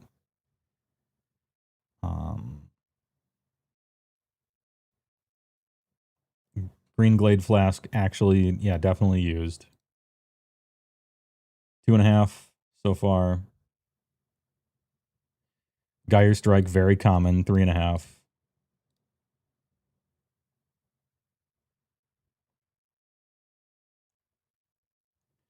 I've seen people use this, but it wasn't good. But I've seen them use it. And yet, it wasn't good. So we'll count it as a half. We're up to 4. Gur. Nope. No one actually used this, but they talked about using it. I think that's worth something, but it's not worth a point.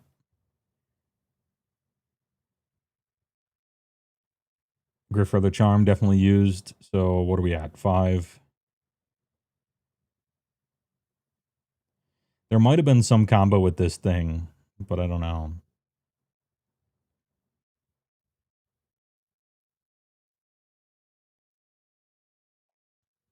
Rage Blade looked just like the other one. Some Timmies liked it, so 5.5.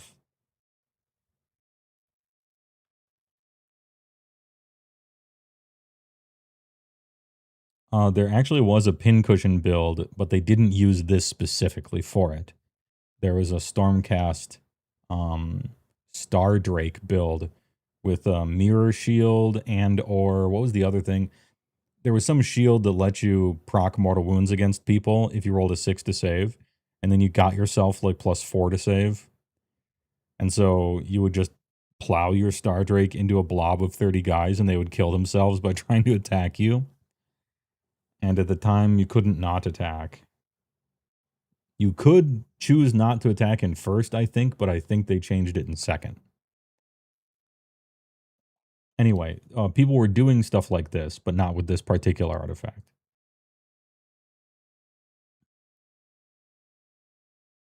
So what did I say? Are we at 5 or 5.5? Gur, like, not the best, but it did have that.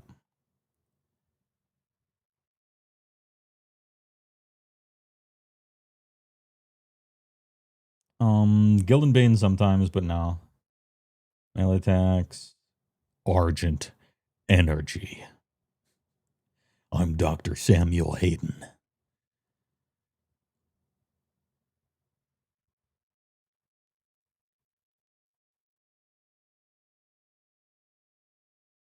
Runeblade definitely used 6.5. People who were into Chaemon anyway sometimes took the Flight Cloak.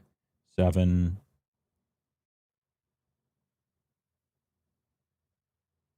The darts.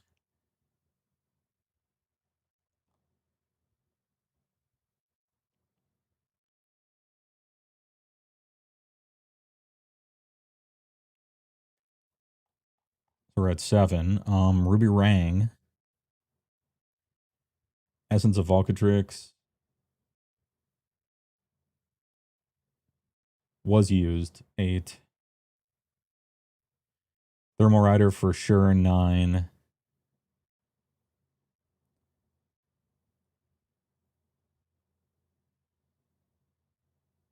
Ignax's Scales. 10. Add 1 to the bravery characteristic. No.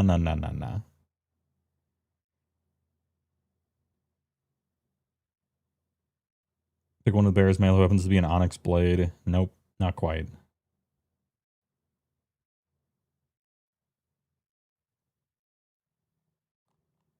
I lost count. Help me out. What am I at? 10?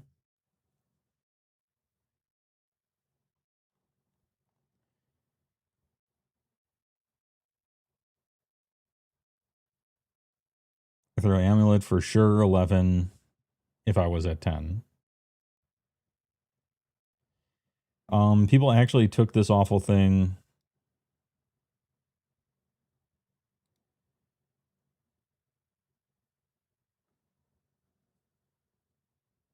Because he had nothing else really to take it for. I think it was like your one guy who didn't have a death save could take it, and there wasn't any other good thing to use. So I'll count that as a half. 11.5.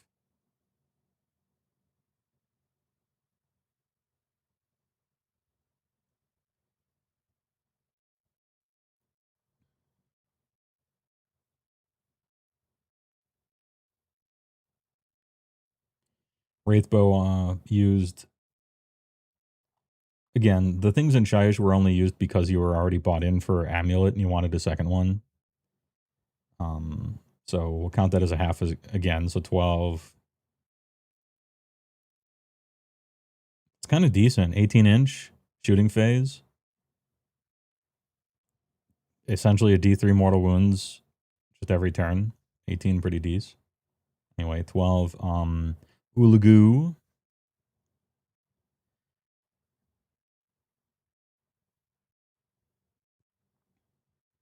Spellmere, Trickster's Helm.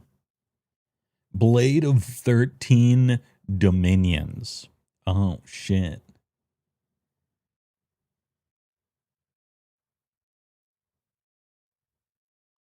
Look at this paragraph. Doppelganger Cloak definitely used and nerfed. The cloak was nerfed in an errata shortly after and still used even after the nerf. 13.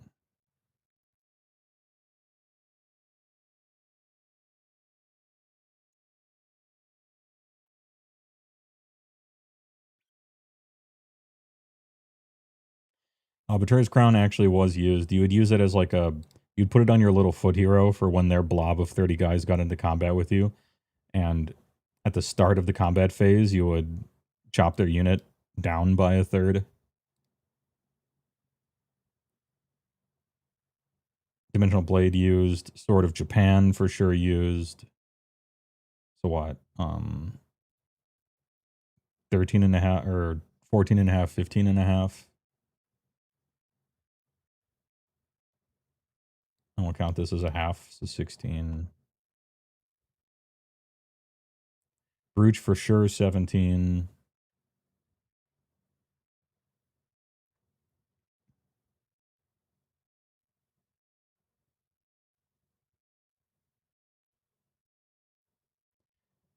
I don't recall people using this. It's okay.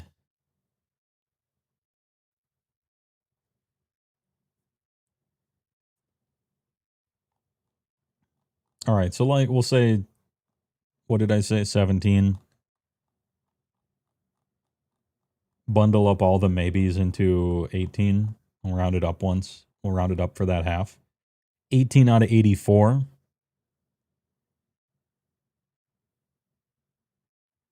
So what is that, a sixth? Or what are our percentages? Any math havers? Any math doers?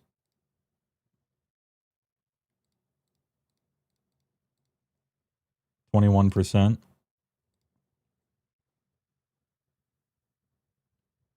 It follows the math, because in the video I'm like, for most of AOS's life, we have this rule where 20% of all options are good and 80% are like, why would anyone ever write this?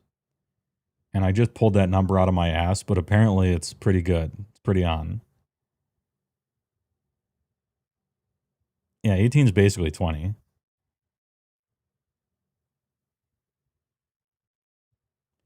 Remember in third when they gave a 5-up ward artifact to every army? Yeah, I remember that. Yeah.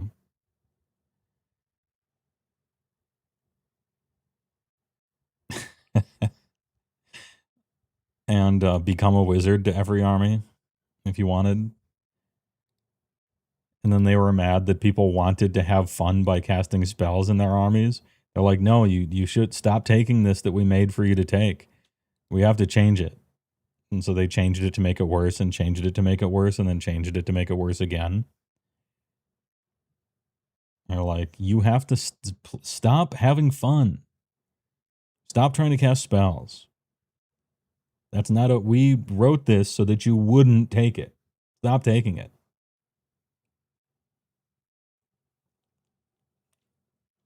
You know what? You can only cast Mystic Shield. There. How do you like them apples?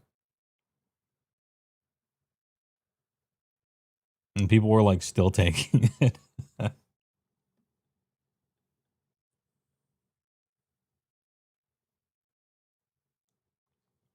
The children yearn for having anything to do.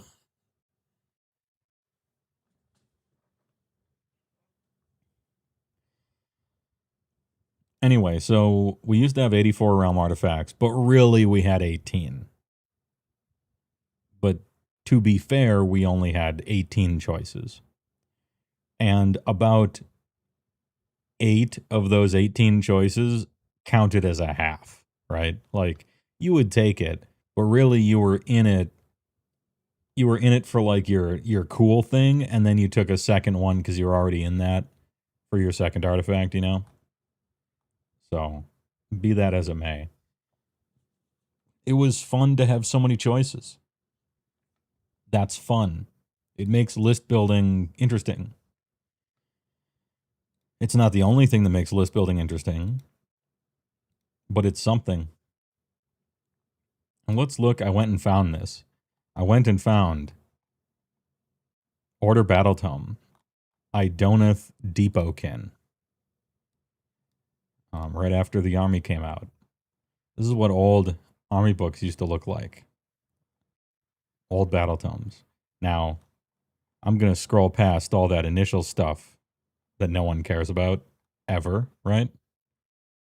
Until they already have owned the army for a while and are curious and read up on all their lore. which is, that's something, you know. But we scrolled the rules. That's what everyone did. Allegiance abilities. Forgotten Nightmares. Missile weapons can only be used to target an Idna Deepkin unit with this battle trait if it is the closest visible enemy unit. This is interesting because it affects how you play the game. Like, this is going to change the tactics of what you do on the table, right? So it's a rule. If you didn't have Forgotten Nightmares, you would change how you play. And if you suddenly got it, you would change how you play. There would become a little sub-game for the game, only against shooting armies, not against everyone. But suddenly it became, okay, well, now I need to make sure that I keep Chaff Unit X in between the shooters and the stuff that I really want. And it's the opponent's job to try to maneuver, or maybe they have to double up now or something to defeat that. Like, it creates a little mini game. And I think there's a concept in game design. I don't know if there is, but I'm speaking like I know that there is, okay? There's a concept in game design called, or rather gameplay, called "This is the game now." And it's when, you know, ostensibly like in Magic, okay? We each have 20 life. Your job is to get your opponent to 0 life so that you win the game. But suddenly, your opponent plays the card Lich, which means they can't lose the game for having 0 or less life. But if I recall, either they don't have a library anymore or they don't have a graveyard anymore. I can't remember which one it is. Then they lose the game, right? Well, because they have that, this is the game now. Now the game is, if you get rid of Lich, they lose. And so the game becomes something else. And I think that's interesting to have in small doses. Or maybe not as important of doses as you lose the game or something, but that's why Forgotten Nightmares is kind of interesting. And then we have Tides of Death. Original Idoneth only had 2 allegiance abilities. This is not a lot. Most armies had much more than this, but Tides of Death was so impactful that they only had, quote unquote, only had 2, right? Lich text. As this enchantment enters, you lose life equal to the life total. You don't lose the game for having 0. If you would gain life, draw the many cards. Whenever you dealt damage, sack that many non-token permanents. If you can't, you lose the game. When this enchantment goes to the graveyard from the battlefield, you use the game. Yeah, I knew you had to destroy Lich, but it also could be, you know, dealing enough damage to them so that they sack enough permanents or something. But, you know, I like to think the point stands. And Tides of Death is probably too heavy-handed. After a while of playing Tides of Death, I bet you feel like your games are too formulaic.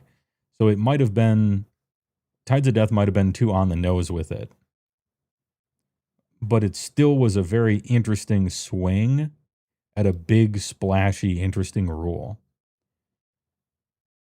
You know, every battle round, you're progressing through the game like a wave. You know, turn 1, all your guys are in cover, so you're safe. Turn 2, you can shoot or charge in the same turn that you ran. Turn 3, whole army fight first, both player turns. And then turn 4, you can retreat and shoot. Like, it makes sense. It's interesting. And there was funny tricks you could do so that you start with Ebb Tide. So turn 2 was the high tide turn if you played a Tidecaster. To flip the tide, that was an interesting inversion of the, you know, base rule you have here. I'm not saying this was the best rule because, again, I think it was a little too formulaic, too locked in, and there just was kind of a best thing to be doing. But this kind of rule was an interesting thing, kind of maybe a brave thing for them to shoot for, to try to make. Tides and Fuithan and Tidecaster was most fun and the most toolboxy, yeah.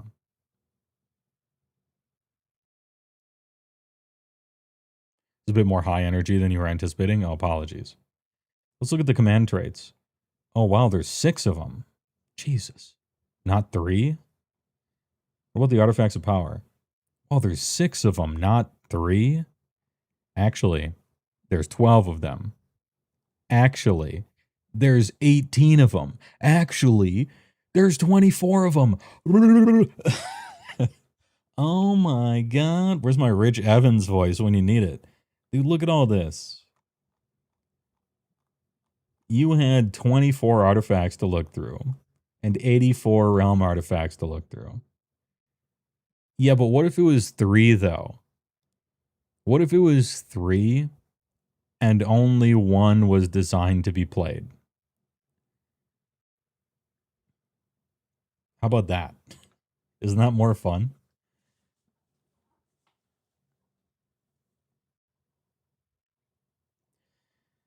Now, if you notice, one of them is add 2 bravery characteristic of friendly deepkin models, or they're wholly within 12 of the general.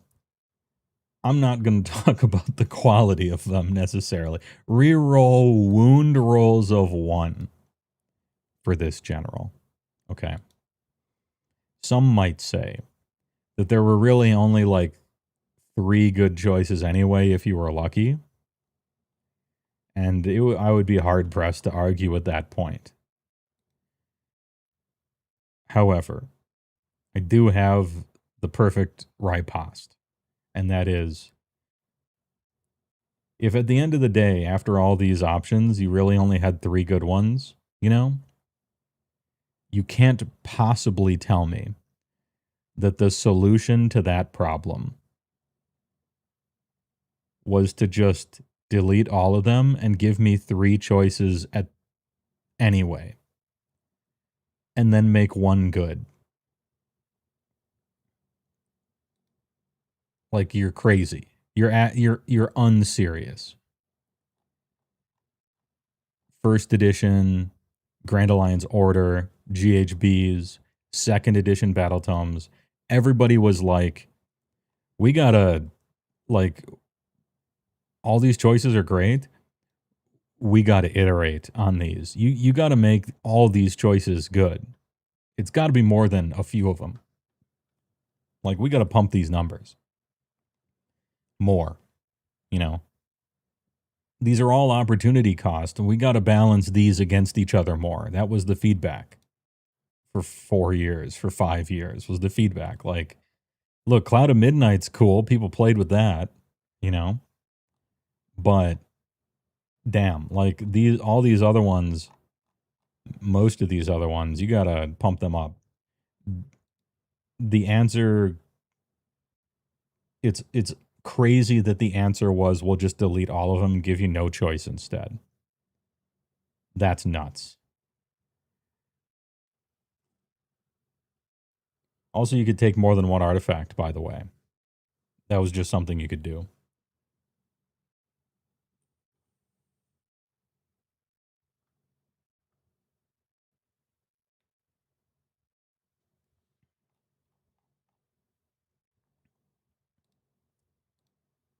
Oh, what else? Yeah, we had spell lores too. I think spells is one of the places that I'm hard pressed to complain. If I was gonna complain about it, you know, sure, we only have 3 spells now. Or 4, what is it? You know, we have fewer spell choices, but everybody knows all of them. So I think that's like a fair trade. One of them's unlimited. You get other 2, all your wizards know all of them, instead of each wizard picks 1 spell. That's kind of neat. It does get rid of some choice, because you would have to pick your spell to choose, right? And getting rid of choice even when the answer is obvious is probably not the best, but I think for all the bitching I'll be doing about Battle Tomes, I think the way they handled spells was systematically better. Like, it's an improvement.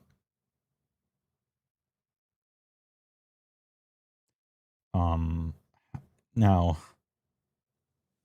the spell ranges are all much shorter, which is not great. And most of the spells are really bad, but most of the spells were really bad back then too. And we lost unique War Scroll spells for wizards, which was cool, and we don't have that anymore. So really it's, I don't know. Steed of Tides was okay for your hero. Pressure of the Deep was funny. Arcane Curation was extra funny. It has no range, so you put the guy in the corner of the whole battlefield. Abyssal Darkness was sometimes neat. Anyway. Oh wait, there's more. Yeah, you have rituals. These things didn't quite the idea of rituals didn't quite work out.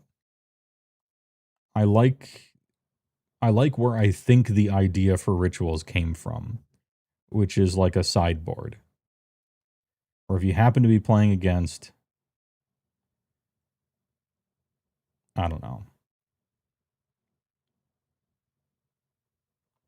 Depending on who you play against, you have your little ritual at the start, and now, you know, enemy models can't fly. Okay, you're playing against KO, hey, you can't fly now. Like kind of a little sideboard thing, I guess.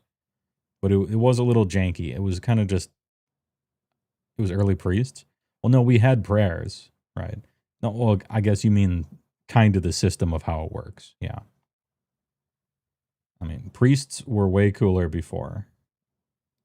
I like the system of prayers, kinda, in theory, but in practice, modern prayers just it requires 2 actions to get a prayer off. That's what, at the end of the day, that's what happens. You pray once, you store the points, and then you pray again, and you get it. So it's like you're spending 2 actions on prayers over the course of an amount of time. And sometimes, or even often, they're also charging you a command point for doing it by praying on your opponent's turn. And so to me, the cost of prayers is way too high in 4th. I liked it when even stupid crap like Thunder Tusks could pray twice a turn on the same prayer. Just little Thunder Tusk cluster healing each other. Like that used to be fun. Praying more than once, that was cool. They took that away from us and then gave it back to some elves or something.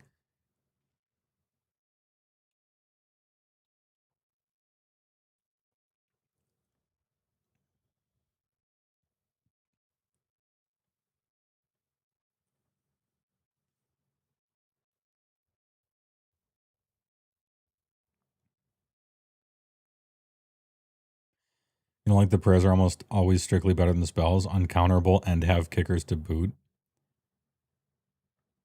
So you can't counter them, but all of them basically take 2 actions to pray. I think, to me, that's like a balancing factor.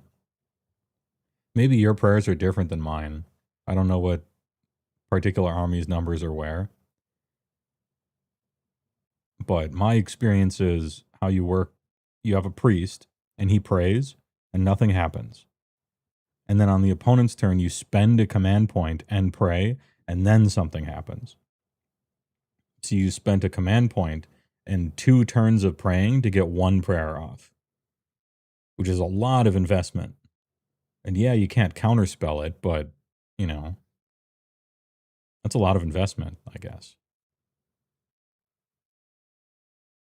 But they have low cast values of 4 or 5, which means statistically it's the same as a spell casting. Yeah, they did make spells fail much more often now. People used to have a lot more bonuses to spell casting in the fun days. You're right. I'm kind of thinking about the olden days of spells where kind of everyone... I shouldn't say kind of everyone, because it wasn't kind of everyone, but a lot more people had +1s and 2s.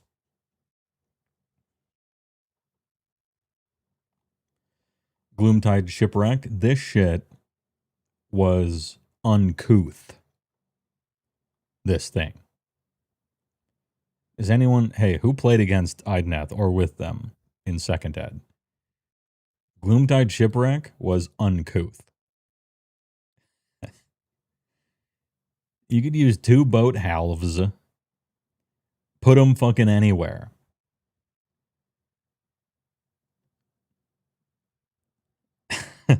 a lot. You still have your second vote. All right, picture this. All right, pop quiz, hot shot. Your opponent set up their army in their deployment zone. So did you. All right, they're set up now. Cool. Right up against the line. Okay. I'll put the first Gloomtide shipwreck directly in front of your army, and the other one directly in front of your army on the other side. Good luck. Your first turn is fully wasted. This shit was so good and definitely the wrong type of good for this game. I talk all the time about how I want to feel my heartbeat one time again when I'm looking at rules. Bring back Marvel vs. Capcom.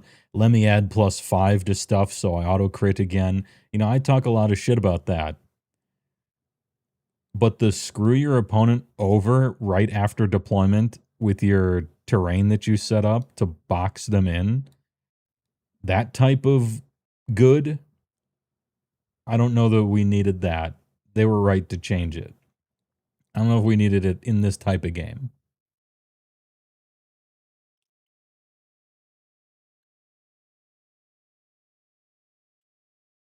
The old dock block. Put 1/2 on your opponent's head.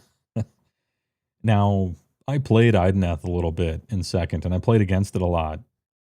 And I don't know what any of its scenery rules do, nor do I care, because it wasn't about that. It was about your opponent's boxed in, you take all the objectives, go. Fucking great. Oh, what are these? What do we have here? What's this? What's this? What's this? Battalions. Battalions. Remember these?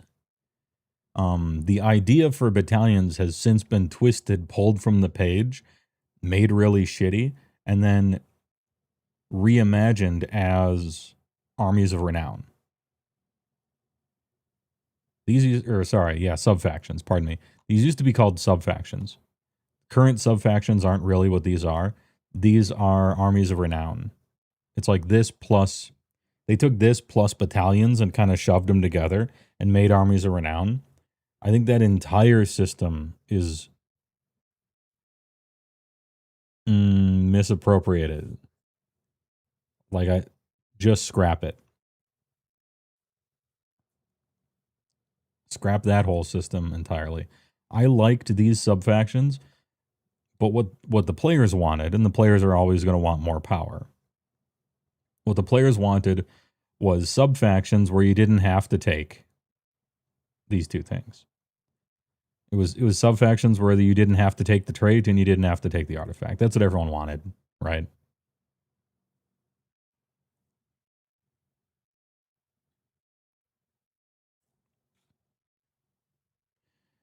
You won't get into it, but really? Oh, to which random statement was that replying to?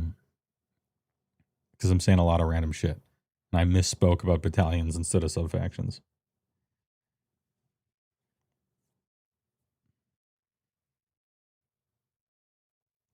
These were very hit or miss. Much like everything, actually. Because one of the things I point out in my video, in the part of it that I'm going to keep, is there's a spectrum, I think, where on the left hand it's development and on the right hand it's design. And every game company in the world, except for apparently Games Workshop, uses both of these things. Okay, they got developers and they got designers. And each of them has a very important job. And it's rare that someone's good at both. And to be the boss, like in charge of everything, maybe you kind of have to be good at both, but usually the boss is a little better at design. But who knows? Old Age of Sigmar was like all design, no development. And 4th edition, with Matt Rose and his team, feels like they're writing the rules in the first place as developers, and there's no design. And so when you have all design, no development, you get wacky shit. And some of it's completely retarded. It doesn't make any sense. They write shit that no one could possibly ever use. They write words on the page that make you wonder if they even play the game at all. Some stuff is just crazy, no balance anywhere. It's just nuts. It's just creativity from brain to page with no filter at all. That's all design. And that's why first and second were so fun, but also so broken. And right now it feels like the only thing we're getting is development. So it's Gray Planet. It's the planet of gray where everything's the same and homogeneous and safe and reined in and balanced and boring. And you need both. You got to have both. And it feels like we only have developers right now.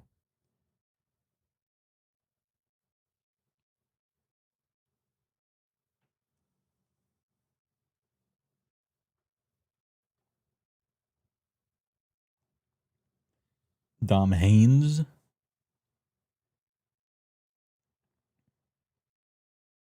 What was the good one? What was the thing people used? Fuedan?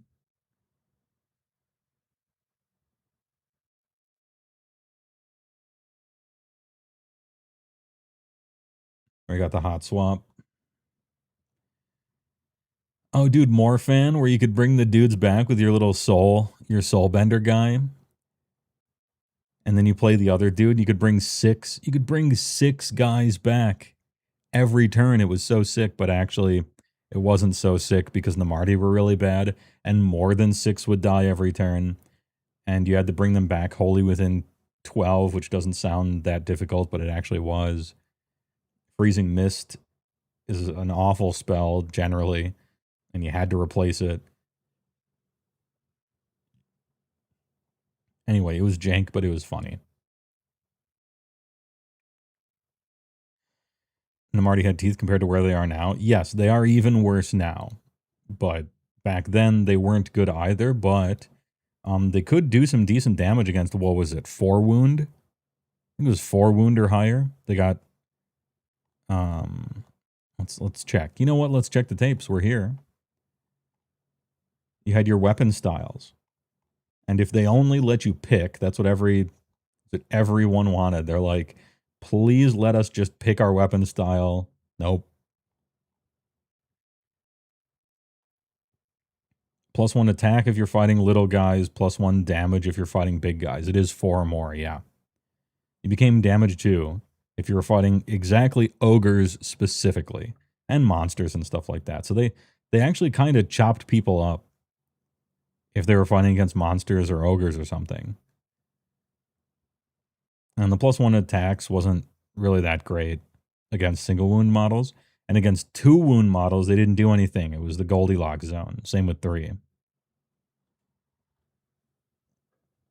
The Marty Weavelers. Those guys were awful. Morsar and Ishlane. Obviously, Morsar were much better because they had that biovoltaic blast, the fucking combo. Dude, they had that fire blast. Start of the combat phase. Read 'em and weep, kid. Shocker. Oh, the Leviathan fucking sucked. Brotan? Dude, Lotan. This guy. Look at all this nonsense. Look at all these melee weapon profiles that did 0 damage. Yeah, Ishlane was cool because you had Ethereal that you could improve, and they had more attacks. So they were like better at fighting the turn they didn't charge. Because like you had the blast, you had the Baja Blast here. And then on the turn you charged, yeah, you got cool bonuses, right? Ren 2, damage 2, that shit's hot.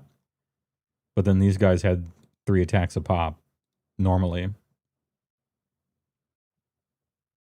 And you got different sort of ethereal other thing.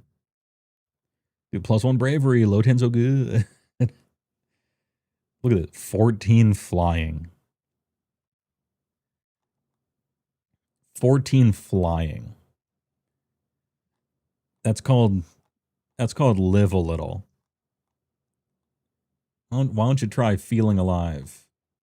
What's the matter, dwarf? Afraid of moving somewhere?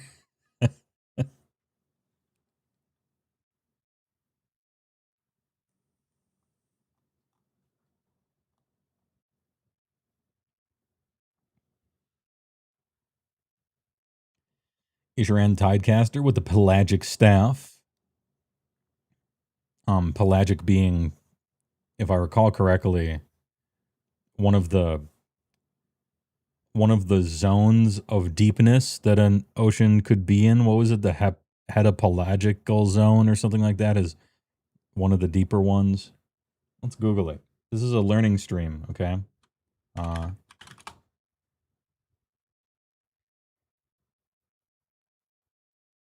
Pelagic refers to the open sea or ocean. Yeah, but what's the other one? Hadopelagic. That's what I was thinking of. Hadopelagic zone is called the Hadal zone. The ocean's deepest layer found in ocean trenches from about 6,000 meters down to the deepest points. Hadopelagic. I knew it was something like that. All right, we got our vocabulary for the day. It's deep.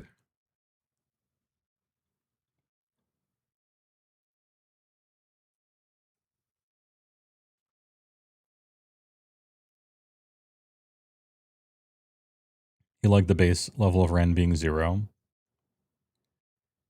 Yeah, in a sense, it doesn't matter much what the default Ren value is, because the rest of the game is going to mold around it, at least in theory.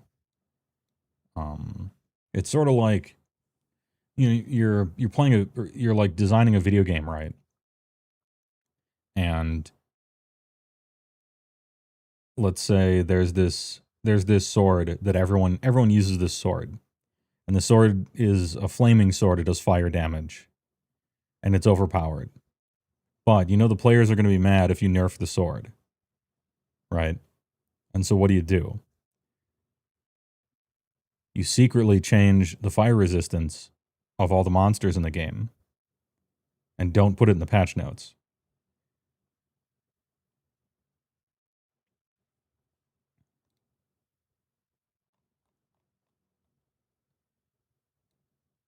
Now, maybe you don't do that. But I'm just saying that the rest of the world can change under the feet of something. One ways or another ways. But yeah, I do think the default ought to be 0, but... Oh, Helldivers 2 dev running the show. I said sword, but yeah, we're talking about the coyote. Those Polish fucks. Actually, I don't know. What Icelandic country are they from? Norway? Who makes that game? I want to be correct here. Those Swedish fucks. There we go. All right, Swedish. All right.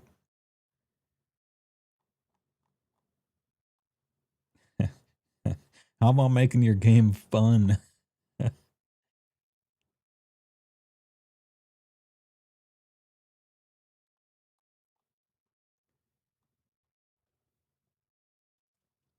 Idle on a Math LAN. I remember those guys. So, like, people played with Aspect of the Sword sometimes. They would put the Doppelganger on it, or maybe Cloak of Midnight.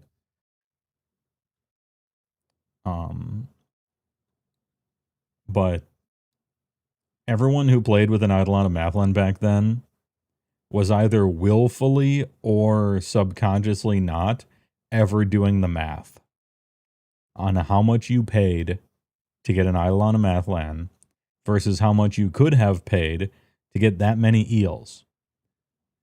Because if they did, they would be playing the eels instead with a big frown, because something as awesome as this centerpiece should have the stats and cost for you to want to fucking put them on the table.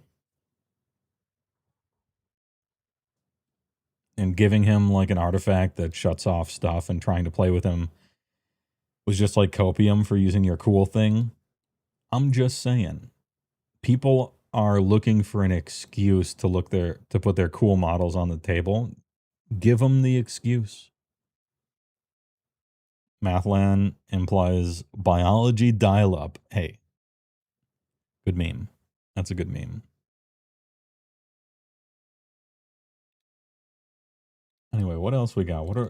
I went back. I found some second ed tomes here, or first and second. Damn, remember this one? Look at this. Look at this font here. Look at these colors.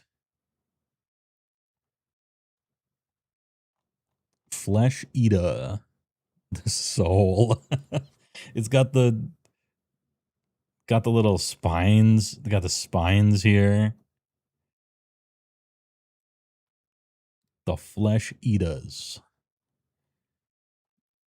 Hey, show me a Grizzlegore just one time. Speaking of the high highs but the low lows, okay? Look, it's cool when everything is hints and tips. Oh wait, this is first edition. Pardon me. What's an allegiance ability? Here, well, I believe this is the second edition one.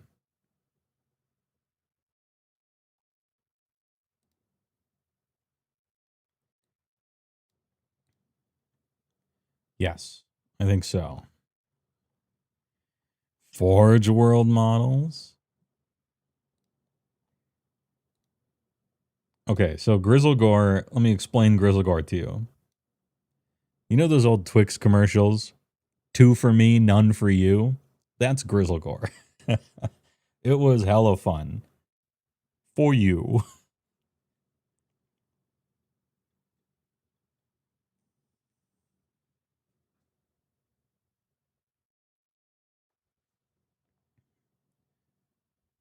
Oh, you chose your court of delusion. You chose your grand court. You could make your own if you wanted to.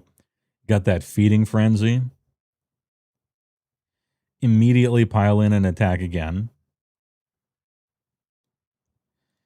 None of this fights last. None of this fights last. You fight twice right away. Once per turn, you can use Feeding Frenzy without spending a command point. For free. You just eaten. The grand tournament was also kind of good. Anything to fish for those vicious bites.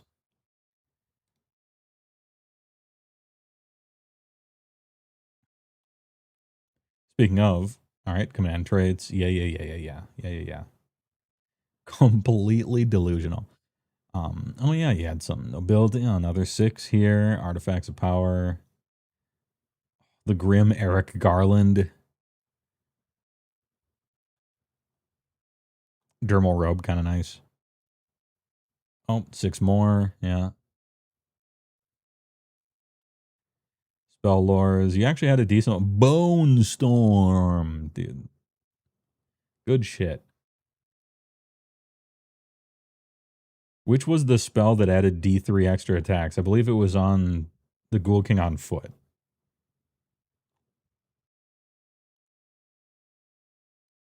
Oh, what's a mount trade? What are these? Remember when we had these?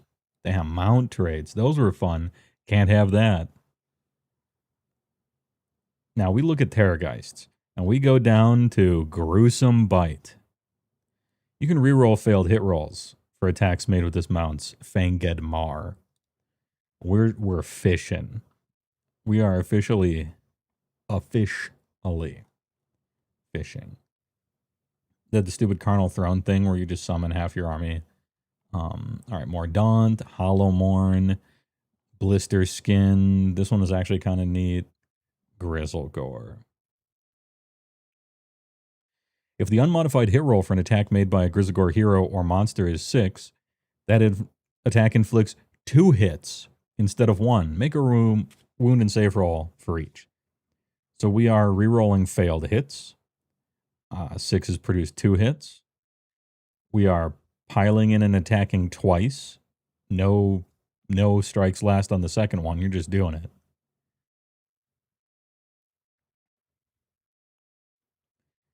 Call to War. You can use command ability in any phase that somebody dies but hasn't fought yet, and they just fight. So even if you killed them, they will kill you. Mom says it's my turn at the Maw Shed. And let's go to that Terrorgeist, dude. Why do we care so much about fishing for 6s to wound? How come?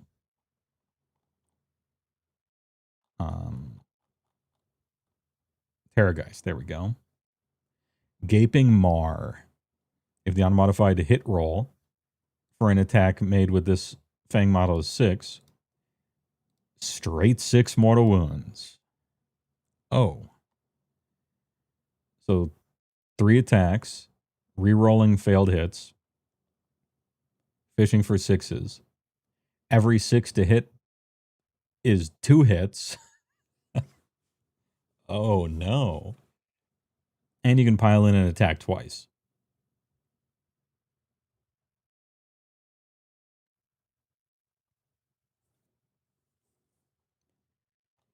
What was they had a way to strike first too. What was that? I could have sworn they had, was it a spell? They had something where they could fight first also. That was the final piece of the puzzle.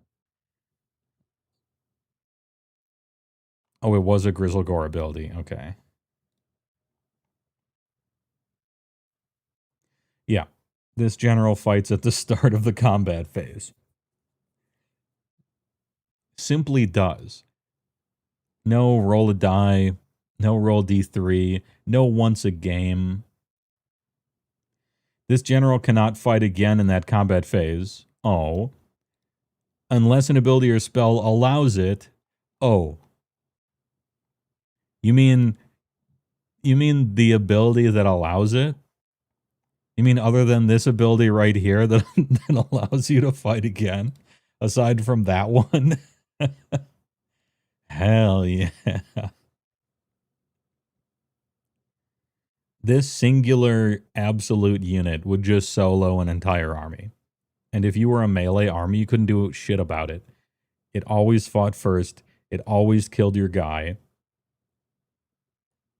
Yeah, it always bet on the daily double, piled in twice. If you ever somehow killed it, it still got to trade. The only thing was shooting it. That's all you got. And you did probably have a 5-up, 5-up at the time. Either a 5-up, 5-up or a 5-up, 6-up. Maybe Rend Immune.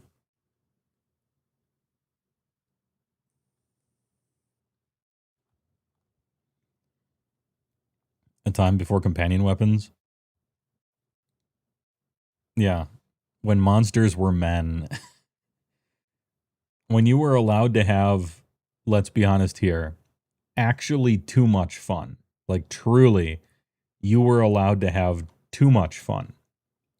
Fun became zero-sum in those games, and it was a big problem. And people talked about the activation wars. They called it the activation wars. Which was who got strike first. If you didn't have strike first, you couldn't play the game. Well, if you didn't have strike first, you had to be a shooting army. And if you couldn't shoot and you didn't have strike first, you couldn't play the game. Our book is coming out. I hope we get a fight first so that we can play the game, like that shit. Smash Bat was funny. You remember Activation Wars reaching a zenith with Slaanesh? The Slaanesh brokenness did have something to do with strikes first, but it also had something to do with if you happen to be playing against an army that was mostly 2 wounds, it meant you can summon 3 Keeper of Secrets for free in the average game. Or 1 Keeper and 30 Daemonettes wherever. Like it was, that Slaanesh book, that Slaanesh book. That book was so broken that someone in the company made a promise that Slaanesh would never be fun again to play. And so far, they've kept that promise.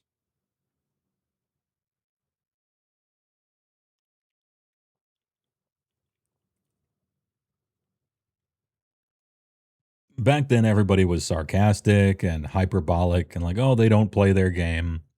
They just type stuff, you know. But we were really just doing it because it was funny to say. We didn't mean anything by it. I took that Slanesh book when it was spoiled, and I played one game in real life against Andrew Yells on his Iron Jaws. I had tabled him by the top of 3 and summoned an additional 1,400 points of units. And I'm like, oh, they really actually don't. They don't.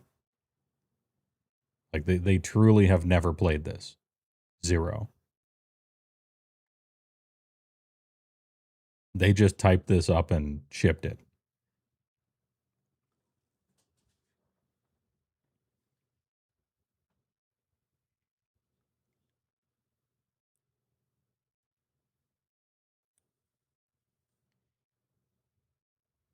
Interesting. Now bring up Hermdar for Fire Slayers. Dude, Fire Slayers, if you're like brand new to the game and you just started Fire Slayers, I hope you can relive the magic someday. I hope they bring some of that back. Fire Slayers were never a popular army. Almost no one played them, but they were busted. They were so good. And nobody really knew how to play against them because so few people played them, which is also like, that's a good thing. If your opponent doesn't know what you're doing, obviously you're pretty favored. But yeah, I mean, you explain it to them, like, you know, your opponent who's on Fire Slayers, he explains it to you. He's not trying to pull one over on you. But it's hard to remember everything they can do when you're just told once at the beginning of the game, right? And you're like, wait, so you get to, oh, so you can just go right now? Yeah, I can just go right now. Okay. And then he can go too. Oh, he can just go too, huh? Yeah. And what's your armor? Oh, I got this flag guy, so I'm on a 4-up ward. And then 4-up armor. Maybe 3, depending. Reroll.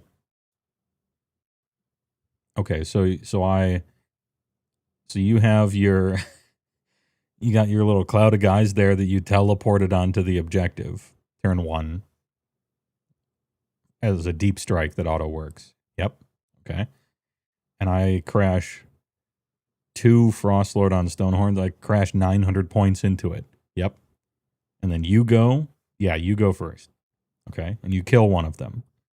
All right. And then I roll pretty well and kill 1 Fire Slayer model. Oh, yep. Yeah, you got me. 29 to go. We having fun yet? Dude, Fire Slayers were the shit. They were so good. They couldn't move anywhere, but they could appear where they probably needed to be, and you weren't going to move them. And actually, yeah, the throwing axes, well, you blaze a rune to do it, but like the throwing axes were kind of decent. They weren't like real shooting or anything, but you weren't prepared for them to do anything, and they did more than that. I'll put it that way.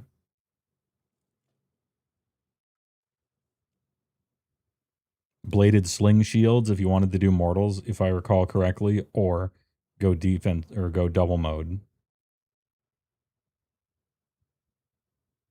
Stream Hub World. Reminiscing. What was it? You could dual wield for more attacks, or you could use the sling shield. And then I think when you charge, you like threw it or something. I don't have the Fire Slayers book. I went back and tried to find old books, but so many of the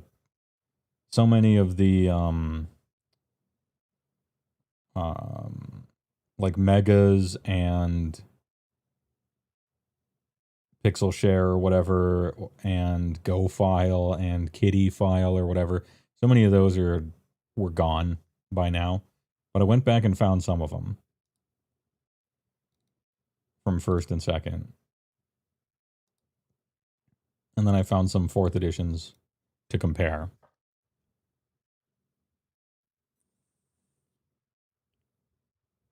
Three Ballista Lord Ord? Dude, the Ord Lord, the Lord of Ord.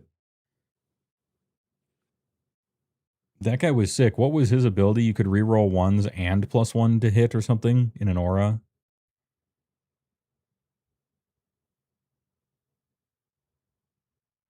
And Ord Lord was technically a Cities of Sigmar model. But he worked pretty well with those Ballista. And an army using that was probably also using Incantor with the brand new Endless Spells, the first Endless Spells that anyone ever got for a specific army. That Comet.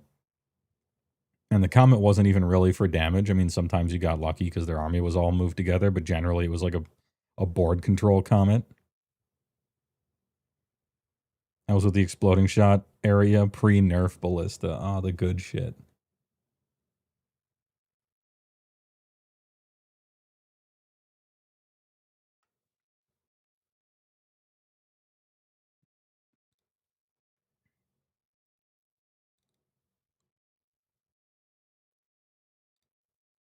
Don't show this again.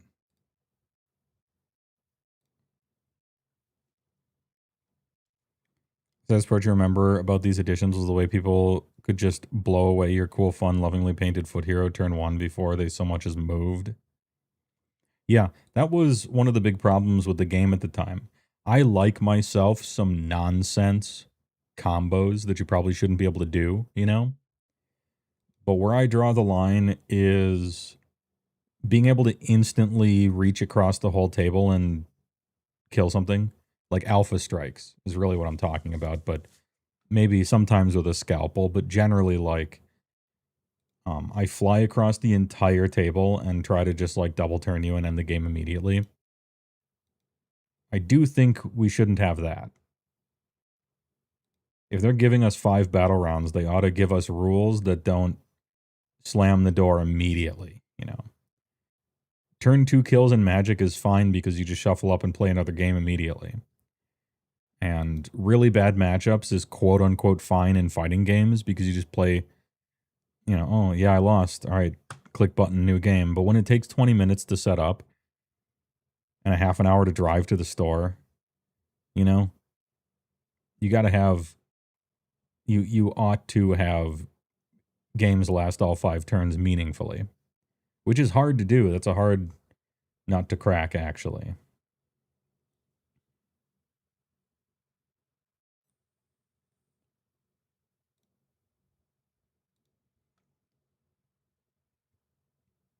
Denizens of the Underworlds. Old World does that decently well.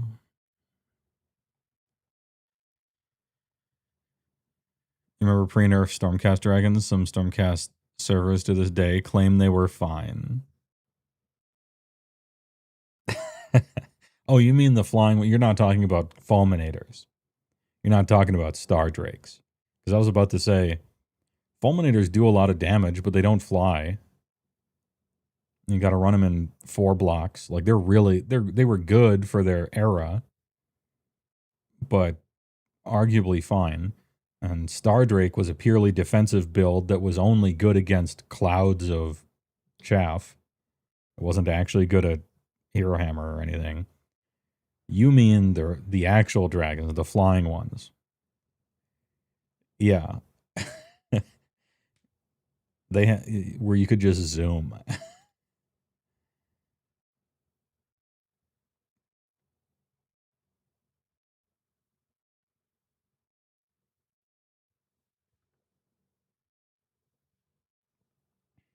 Stardrake mentioned.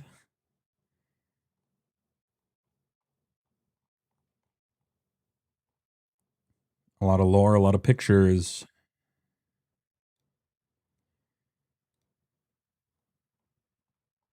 All right, faction rules, battle traits. One thing I notice is it's organized a lot better, isn't it? We'll kind of cut back and forth through here, right?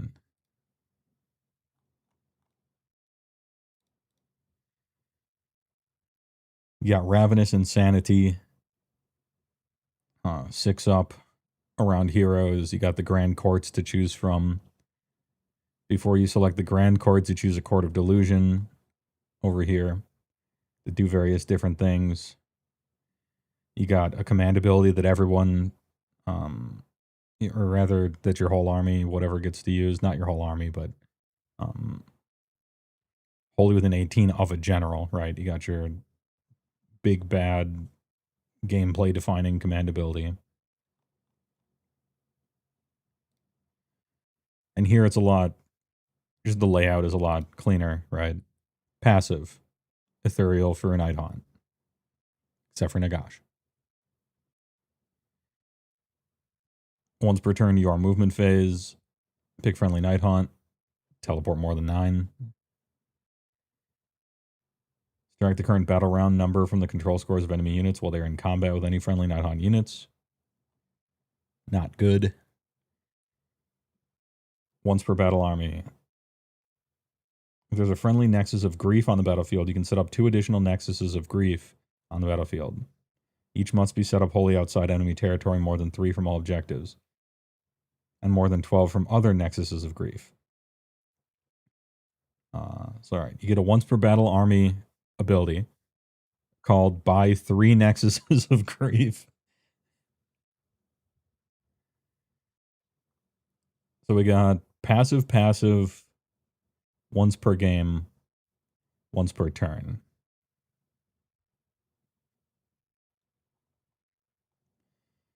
And we got battle formations, which is what subfactions directly are, right? And so that would be Grizzlegore or the other stuff. Now, the subfactions back then locked your trait and artifact choice. You had to take this command trait, and you had to take this artifact of power. But notice it says the first hero to receive an artifact must be this one. But if you got yourself a second artifact, you could choose whatever. And I don't want to say that most people did, but I think it's fair to say that most people took 2 artifacts. In general. Some even took more, but yeah, in general, you took 2 artifacts. And so really, it only gobbled up your trait. Because sometimes the artifact of power that you got access to was actually good.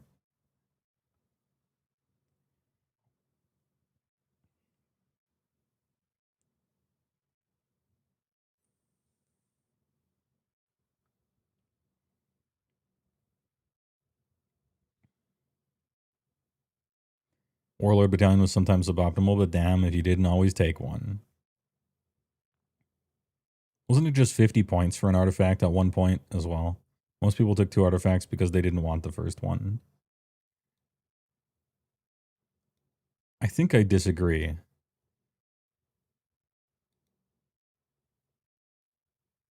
Well, no, it's pretty close, I think. It's pretty close.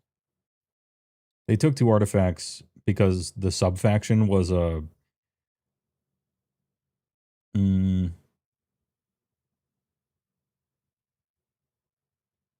The subfaction was sort of like a... like you couldn't say no because it was too good, right? And some people played without a subfaction so that they could choose whatever. But it really was because the artifacts, there were so many to choose from, and so many of them were really good that you were just excited to take another artifact. Not even talking about the realm ones, but also, yeah, the realm ones too. You had like 100 choices of artifact. And yeah, only like 21 of them were good, but that's kind of cool still.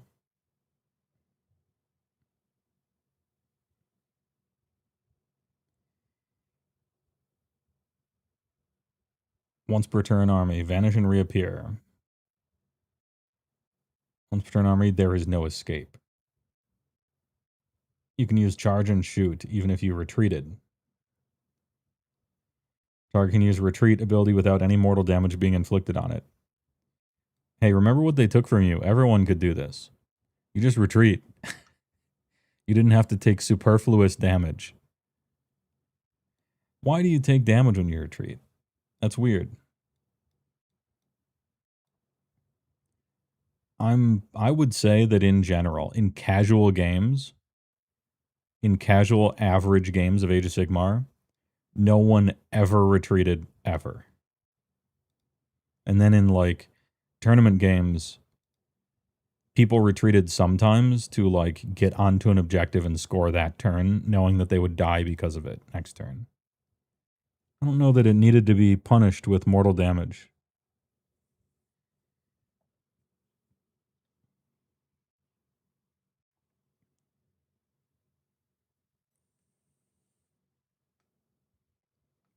Skaven players have entered the chat. Okay.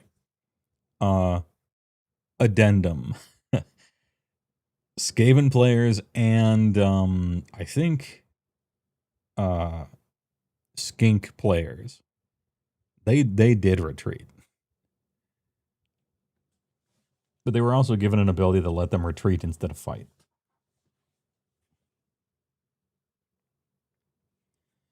You think it makes sense you're backing out and some of your dudes are dragged down as they... Oh, yeah, you're talking about like a realism thing. I'm not at all. I'm talking about like a game mechanic thing. You know, retreating, you know, if you're in a war or something and you retreat, your opponent gets to just free shoot at you because that's how reality works. I'm talking like game mechanically, you know. And you got to balance those two things, right? You want a certain amount of realism. You can't have nothing. But at a certain point, you have to decide, are you a simulation game? Or are you a mythic fantasy game? And whichever side you lean on, you ignore some reality or you introduce some, depending on how you want the play experience to be.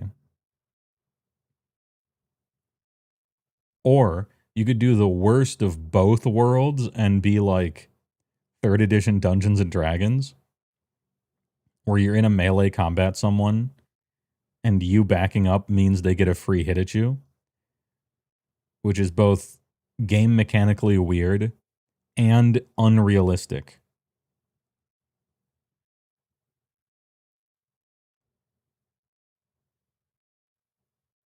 Like backing up 5 feet is for the most part free in like a fist fight or whatever, or with swords.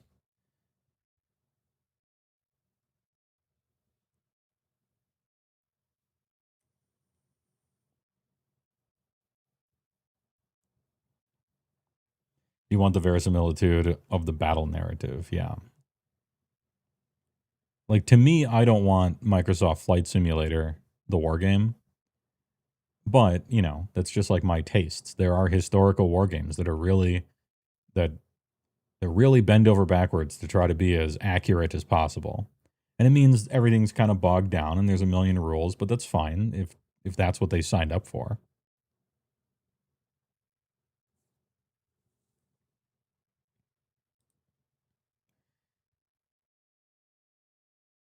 Does 3.5 have the 5-foot move? They do, yeah, they do have a 5-foot move. There's a feat that lets you hit someone anyway, I think.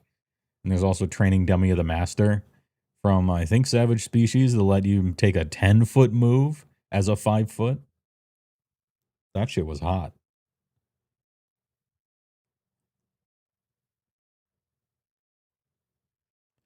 Anyway, the difference between 5 feet and 10 feet is kind of whatever, right? Like, in reality, if we're having a fist fight and I turn around and I just bolt, like sprint away, then it's really just how fast am I versus how fast is my opponent. As far as run speed is concerned, it's not really like necessarily gets a free hit in, you know. God, I love prestige classes.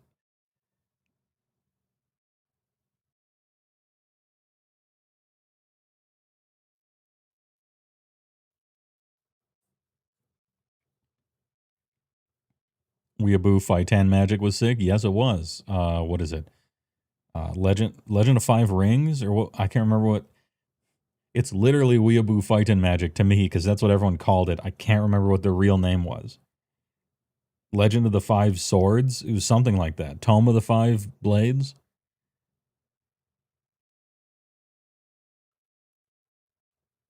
And they also had Oriental Adventures, which was, it had like samurai in it and some other cool stuff. Just more like 2 class levels of fighter to get more feats on your way to 6 for your prestige class.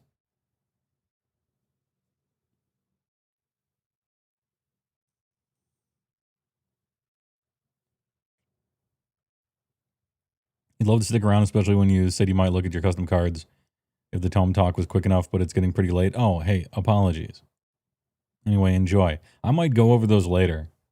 If I get a chance to stream later this week, it'll be like, you know, if Vince streams in the morning Wednesday, maybe I'll find time Wednesday night or something. I'll go over those cards if you're back. And probably play PoE because I'm still on it. Dude, Fate of the Val. It's a roller coaster for this PoE 2 league. It came out and they're like, we can't do the end game. We're not done. And so everyone's like, it's so over. And then everyone leveled up through the campaign and they're like, wait a minute, the temple's awesome for leveling in the campaign. We're so back. And then they got to end game and they're like, yo, the temple was good for the campaign. It fucking sucks when you're mapping. It's all over. And then the nerds, the Koreans, and the absolute basement dwellers, they solved the puzzle of the temple, printing hundreds of divines an hour, and oh, we're so back. It's the best league ever. And so right now we're back to the it's so back phase. I made an alt finally, doing Oracle. Kilnmouth Dragon, which was the name I named him when I thought I was going to be a Wyvern. But it turns out Wyvern is not fun and sucks. I mean, it's good, but it sucks. And so now I'm a plant waterer with a name meant for someone else. But shit's kind of cash. A rare Wednesday, my dudes. As long as Vince streams in the morning or evening or something, or afternoon or something, which he does from time to time. I don't like to stream when Vince does out of professional respect.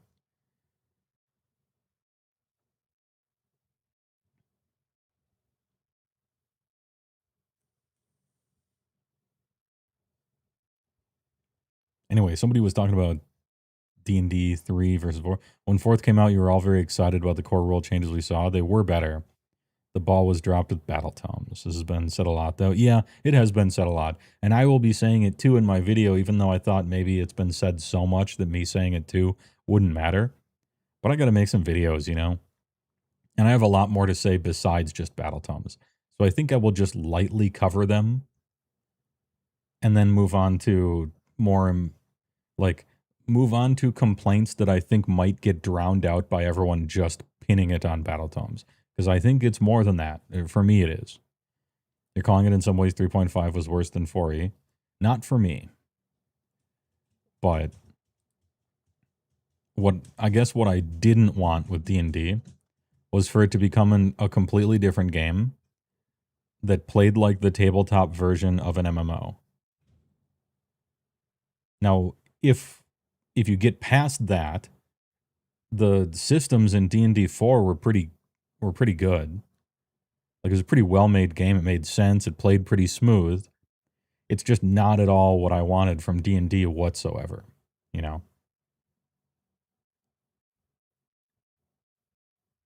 And also, if I'm going to play a TTRPG, the last thing I want is a smooth, streamlined, shallow experience. Like, that's what video games are for. We have those now. I don't need that. I want to look through 87 books that were printed when half of my audience wasn't born yet in a library, and I'm building a wizard surrounded by so many books that smell like maple syrup that I got from a half-price books that I feel like the wizard in real life that I'm making for the game. Like, that's what I want out of a TTRPG, at least for me.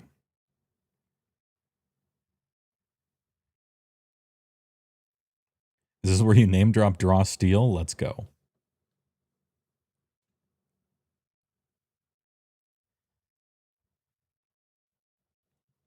Surrounded by tomes. Yeah, it was 3.5, 3.75 plus Savage Species and stuff.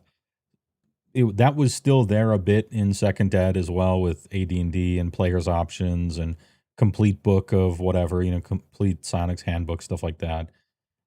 For me, mostly nowadays, it's like riffs, where I don't think you can get more that than riffs, to be honest. I think that's like the extreme. Probably the most extreme example of that is riffs, and for that, I love it, even though it's trash. Like it's like the rule system is bad. I don't care. That actually makes it more quaint, I guess.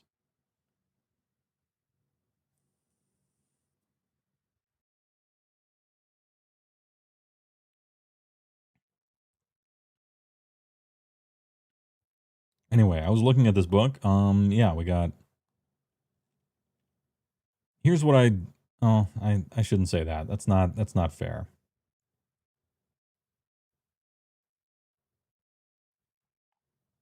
They're just kind of dull, 3 heroic trait choices, 3 artifacts of power instead of 112. The magic section, I think, is like a systems improvement, though. I'll defend it there. We got to be fair. Everybody knowing all the spells, kind of nice. I don't mind that. I do mind it only being 3. I wish it were still 6. Maybe all of your wizards knowing all 6 of the spells would slow down games because you would have to choose each time you're thinking about casting something, and then you look at the piece of paper and think about it, and it just slows the game down, right? And you have to think about that, how it plays out on the table. But I don't know, maybe you pick 3 out of a list of 6 and you know those. I don't know. Manifestations. And we just go straight to it. None of this mount trait stuff. None of this holy commands stuff.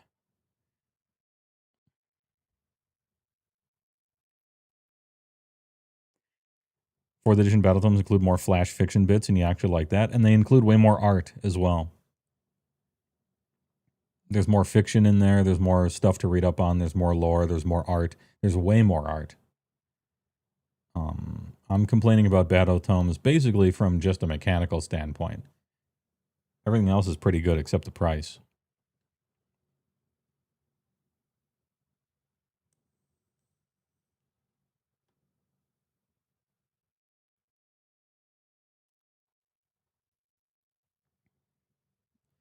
Do you think that the Battletomes this edition suffer from an error of focus for the entire edition, or an error from lack of time to develop the focus? Oracle book proves they can do it.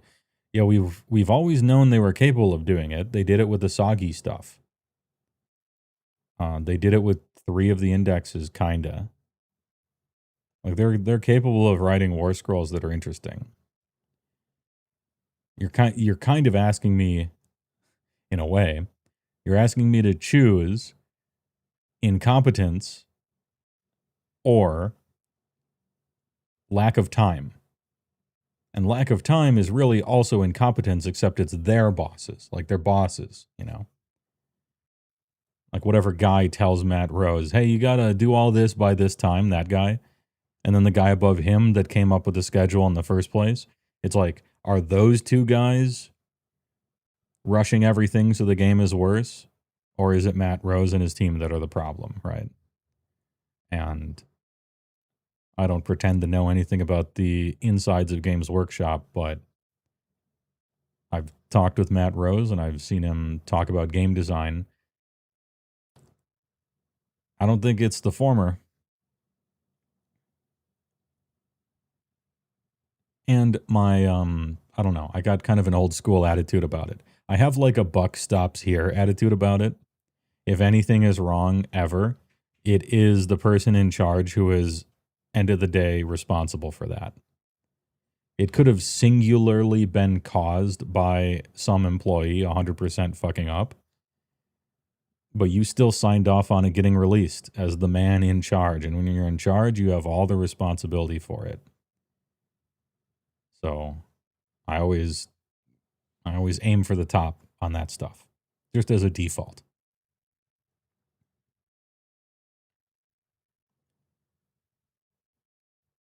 Which, as far as repercussions go, is the opposite of of who takes the fall. Imagine that.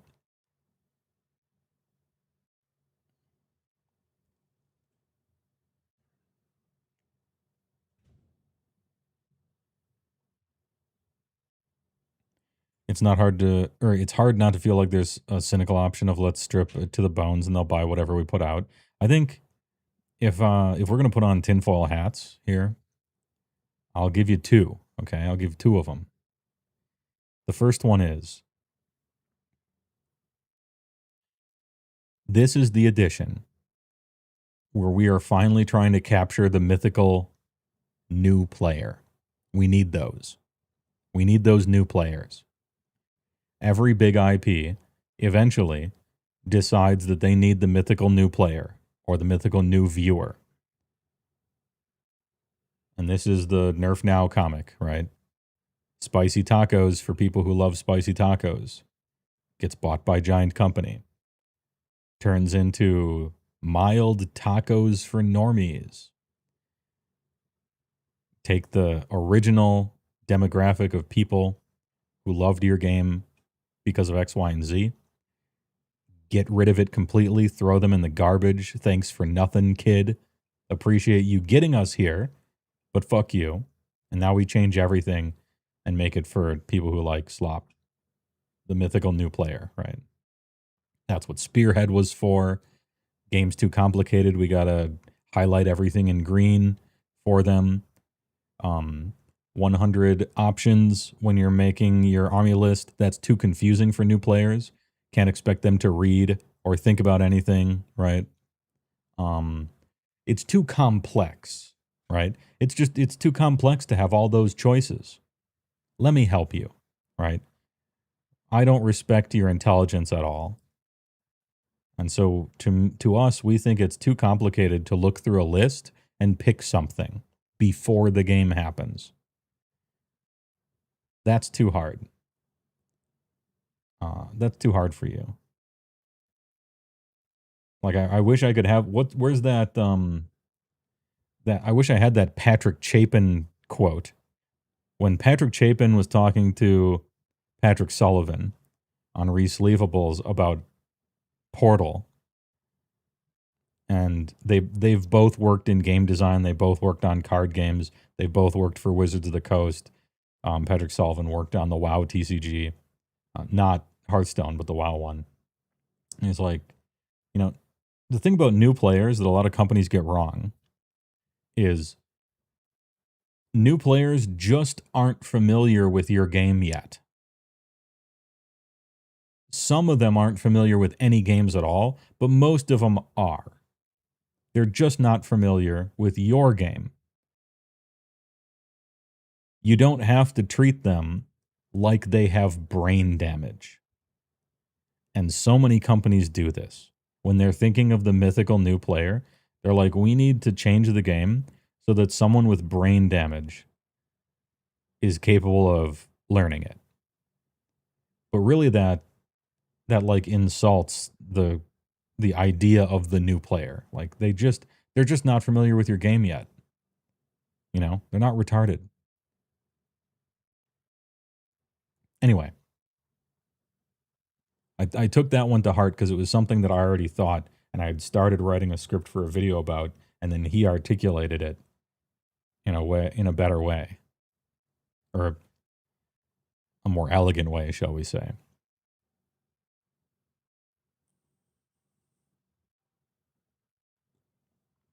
Anyway, so that's tinfoil number one is we got to get those new players. And we will absolutely make the Patrick Chapin mistake of focusing all our energies on making sure people with brain damage aren't confused by the game. As little choices as possible, streamline everything, guardrails, bumper bowling, Once per turn army. Don't ever take 2 of the same unit for any reason. Red tape everywhere. Wholly within. Once per game. Roll a die. Something happens. Just look at the table. 3 choices, but they're fake. Only 1 choice we made to be playable. And if even that's too hard, here's Spearhead. For the people who are too afraid to make even a single choice of any sort before the game begins, here's Spearhead. You buy the box, you play the box, right? And too much of that seeped out of the Spearhead box and started getting the real game moldy and wet in its cardboard box, right? Like, they went too far and they just went too far with it. And it infected the real game, 2K, and Battletomes instead of being in the Spearhead containment zone. So there's my tinfoil number 1.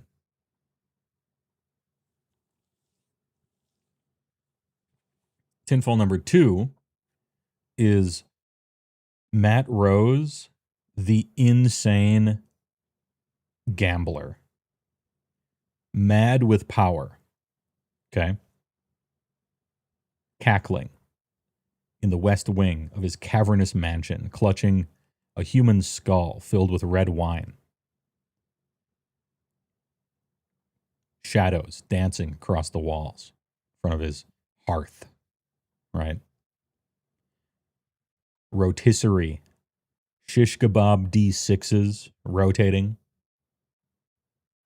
just like Mom used to make in the fire, on the grill. Get those grill marks on those D6s. Squig dice. And he's like, I'm going to take a big gamble, and it's going to hurt a lot. But we're going to be thankful I did this in the future, because I have a plan.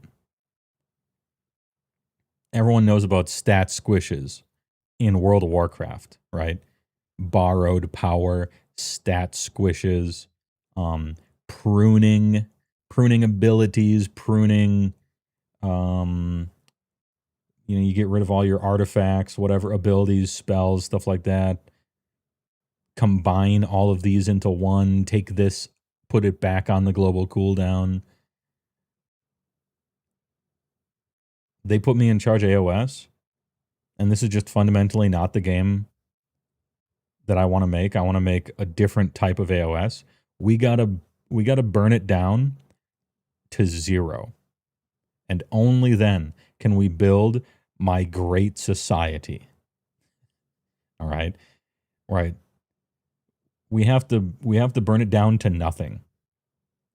And then I start with the brutalist architecture,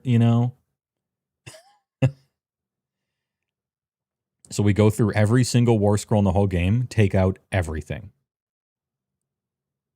Leave one rule that doesn't matter on all of it.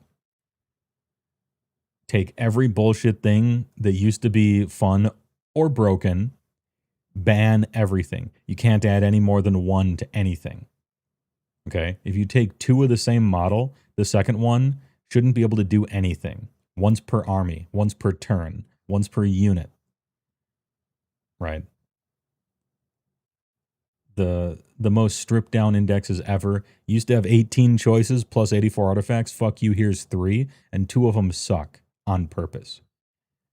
All of this is to get to a position where the game is perfectly balanced, as all things should be, and then we can start building on it later responsibly. Because the main thing that's wrong with the game is irresponsibly building on the game. Right? And so I'm going to take out everything, and everyone's going to hate it. And they're going to be like, give us good Battletomes. The game's boring. Everything's terrible, right? But I had to do it to reset us to 0 so that we could start going the right direction instead. Come 5th edition, we'll trickle out. The Battletomes will be a little bigger, a little more stuff, but I just have to get a good foundation. And the game did not have a good foundation, and so I have to create my own from 0, and 4th edition will fucking suck. But it has to be done. because eventually the game was going to be so bloated with crap that we're going to need to do this anyway. We might as well do it now and then responsibly add to it. So those are my 2 tinfoil hats.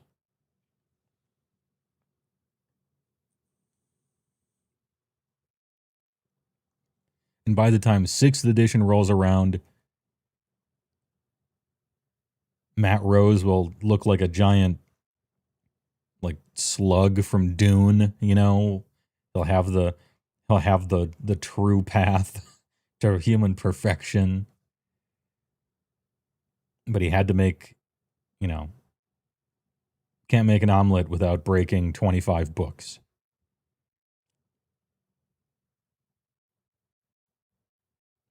So we'll complain to him because he can take it. Because he's not our hero. He's a silent guardian, a watchful protector, a dark knight.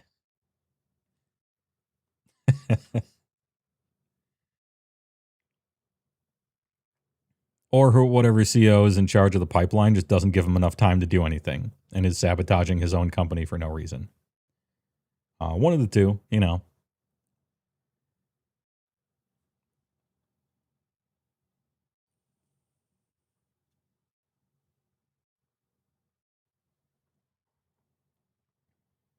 Matt Rose truth or...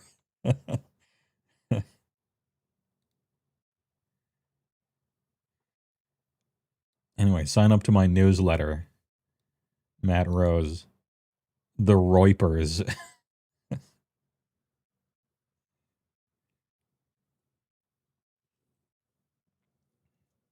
Yeah, the manifesto.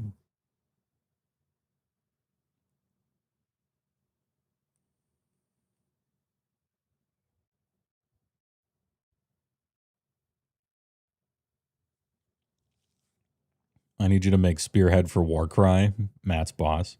No, there's a guy, I think I think we watched it, I want to say. The guy who designed Spearhead, he was the game designer in charge of it. One guy. He did a video about how he did it. And he was not very, like, he didn't explain it much. It seemed like a hire me advertisement. It seemed like a demo reel, to be honest. But then he did another video, and that one had a lot more content in it, and it was pretty good. Anyway, I don't know. I can't remember his name, but I linked it at the time, and he talked about it. So that, yeah, the Spearhead guy, not Matt Rose. But he did, oh, yeah, I think you're probably talking about the other guy, because the other guy did Warcry as well. I think he did Spearhead and Warcry, I want to say.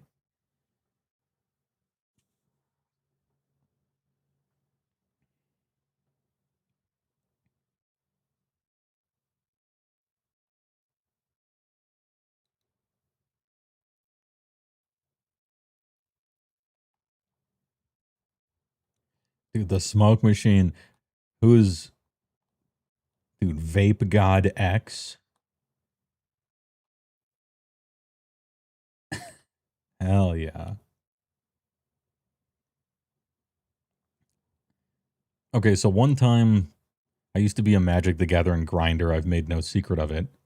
And so every tournament within an 8-hour drive or a plane flight that had more than $3,000 at the top, I would go to for about a decade or so with my team. And this was, I want to say it must have been a Star City.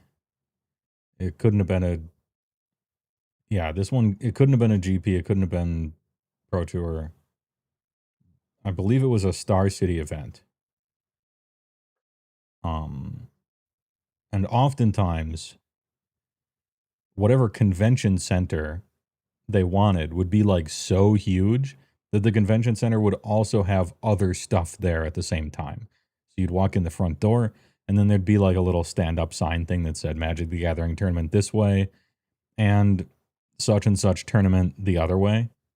Or, you know, gathering for, this is a motivational speaker for people in charge of companies that aren't making enough money anymore and feel like they don't, I just don't have the spirit, you know, to take money from kids for a living anymore. And the motivational speaker shows up and he's like, You know, keep fucking over them kids.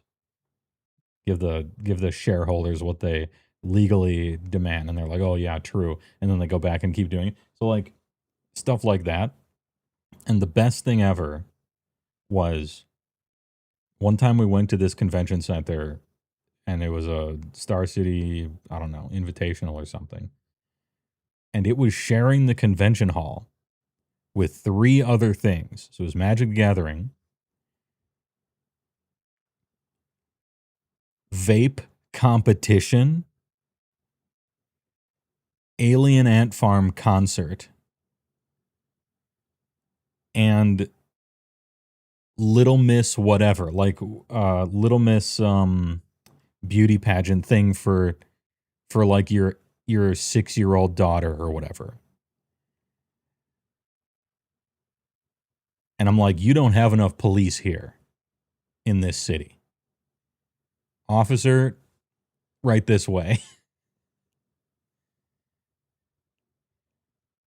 Yeah, vape competition, Alien Ant Farm concert, Little Miss beauty pageant. Plus Star City Games Invitational or something.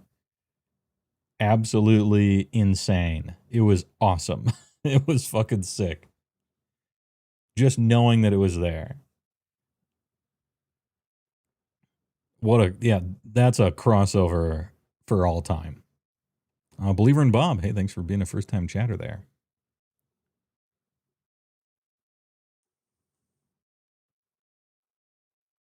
Vape competition sounds hype, to be honest. They had like a fake boxing ring set up. And the dudes would like stand in the middle of it, and the guy had like a microphone stand. I managed to, between one of the rounds, I had enough time to go over and I just wanted to see it. It wasn't like a boxing ring, but it was like a fake boxing ring, and the 2 dudes are standing in it and just like blowing the sickest clouds, and they would be straight up every time. That's how you did it. Straight up.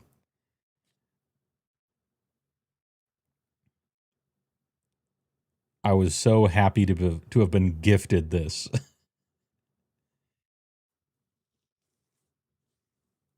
Yeah, all right, sweetie, good luck. Daddy will just be next door trying to take home gold in the vape competition.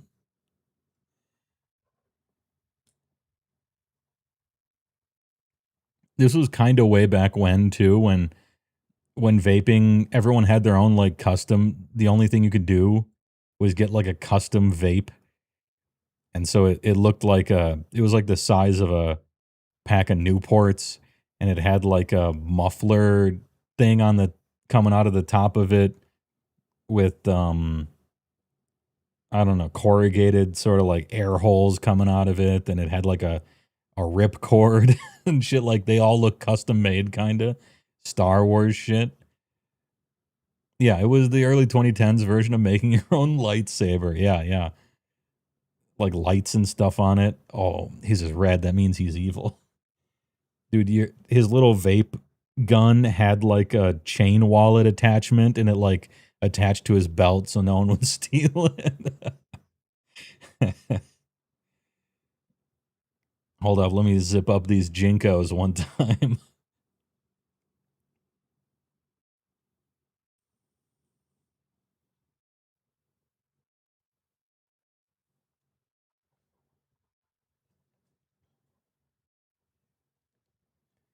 Hey, on that high note, I'm getting out of here. I can't top it. But I've given you something to think about, I hope. Please enjoy. If Vince's Warhammer Weekly is not in the evening, Wednesday, then I'll go live, play some PoE, look over magic cards if that one dude is here. But regardless, Friday, big day. Big stream day Friday. We're watching the Warhammer reveal event. If it sucks, we'll make fun of it. If it's great, we'll get hype. So really, there's no downside. And if it's boring, we'll have a mutual shared suffering boredom experience, which will still be good. And then after that, we'll do the all 4 or 3 mods and me plus PC Gamer magazine as a stand-in and combine all our PC games top 50s and talk about boomer-ass games and zoomer-ass games. We got all the different cultures and age categories, so it should be an interesting one. Memory lane. So Big Friday. Never ask a vape enthusiast which coils he uses. Dude, coils, that was a thing. No, you're right. That's targeted information. Yeah, there were coils. Ogre's Friday. My guess is probably not. They just came out with Hellsmiths of Hashish. And so, like, you know, another 6 boxes of brand new sculpts this soon feels a little early. But hey, I love surprises. Although I don't know. Sometimes I love surprises if they're good. I love good surprises.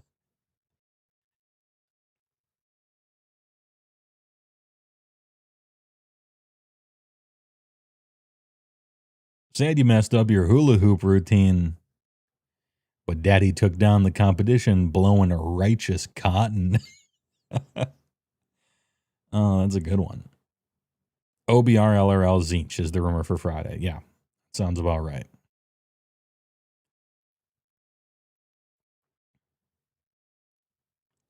Anyway, thanks for watching. Appreciate it. Hey, I'm back to streaming again after being gone. Appreciate it. Thanks for the hype trains and all the subs and stuff. See you maybe Wednesday, depending on when Vince streams. I'll let you know on Discord. Regardless, Big Friday. Have a good one. Stay big. Somebody mentioned either on a video or like a chat thing, and I know they were joking. Like, I get that. But they're like, I've been losing weight recently, and I'm getting less big, and they had like a frowny face. There are many ways to be big. Okay? Big muscles, big brain, big fitness, okay? Big is a state of mind.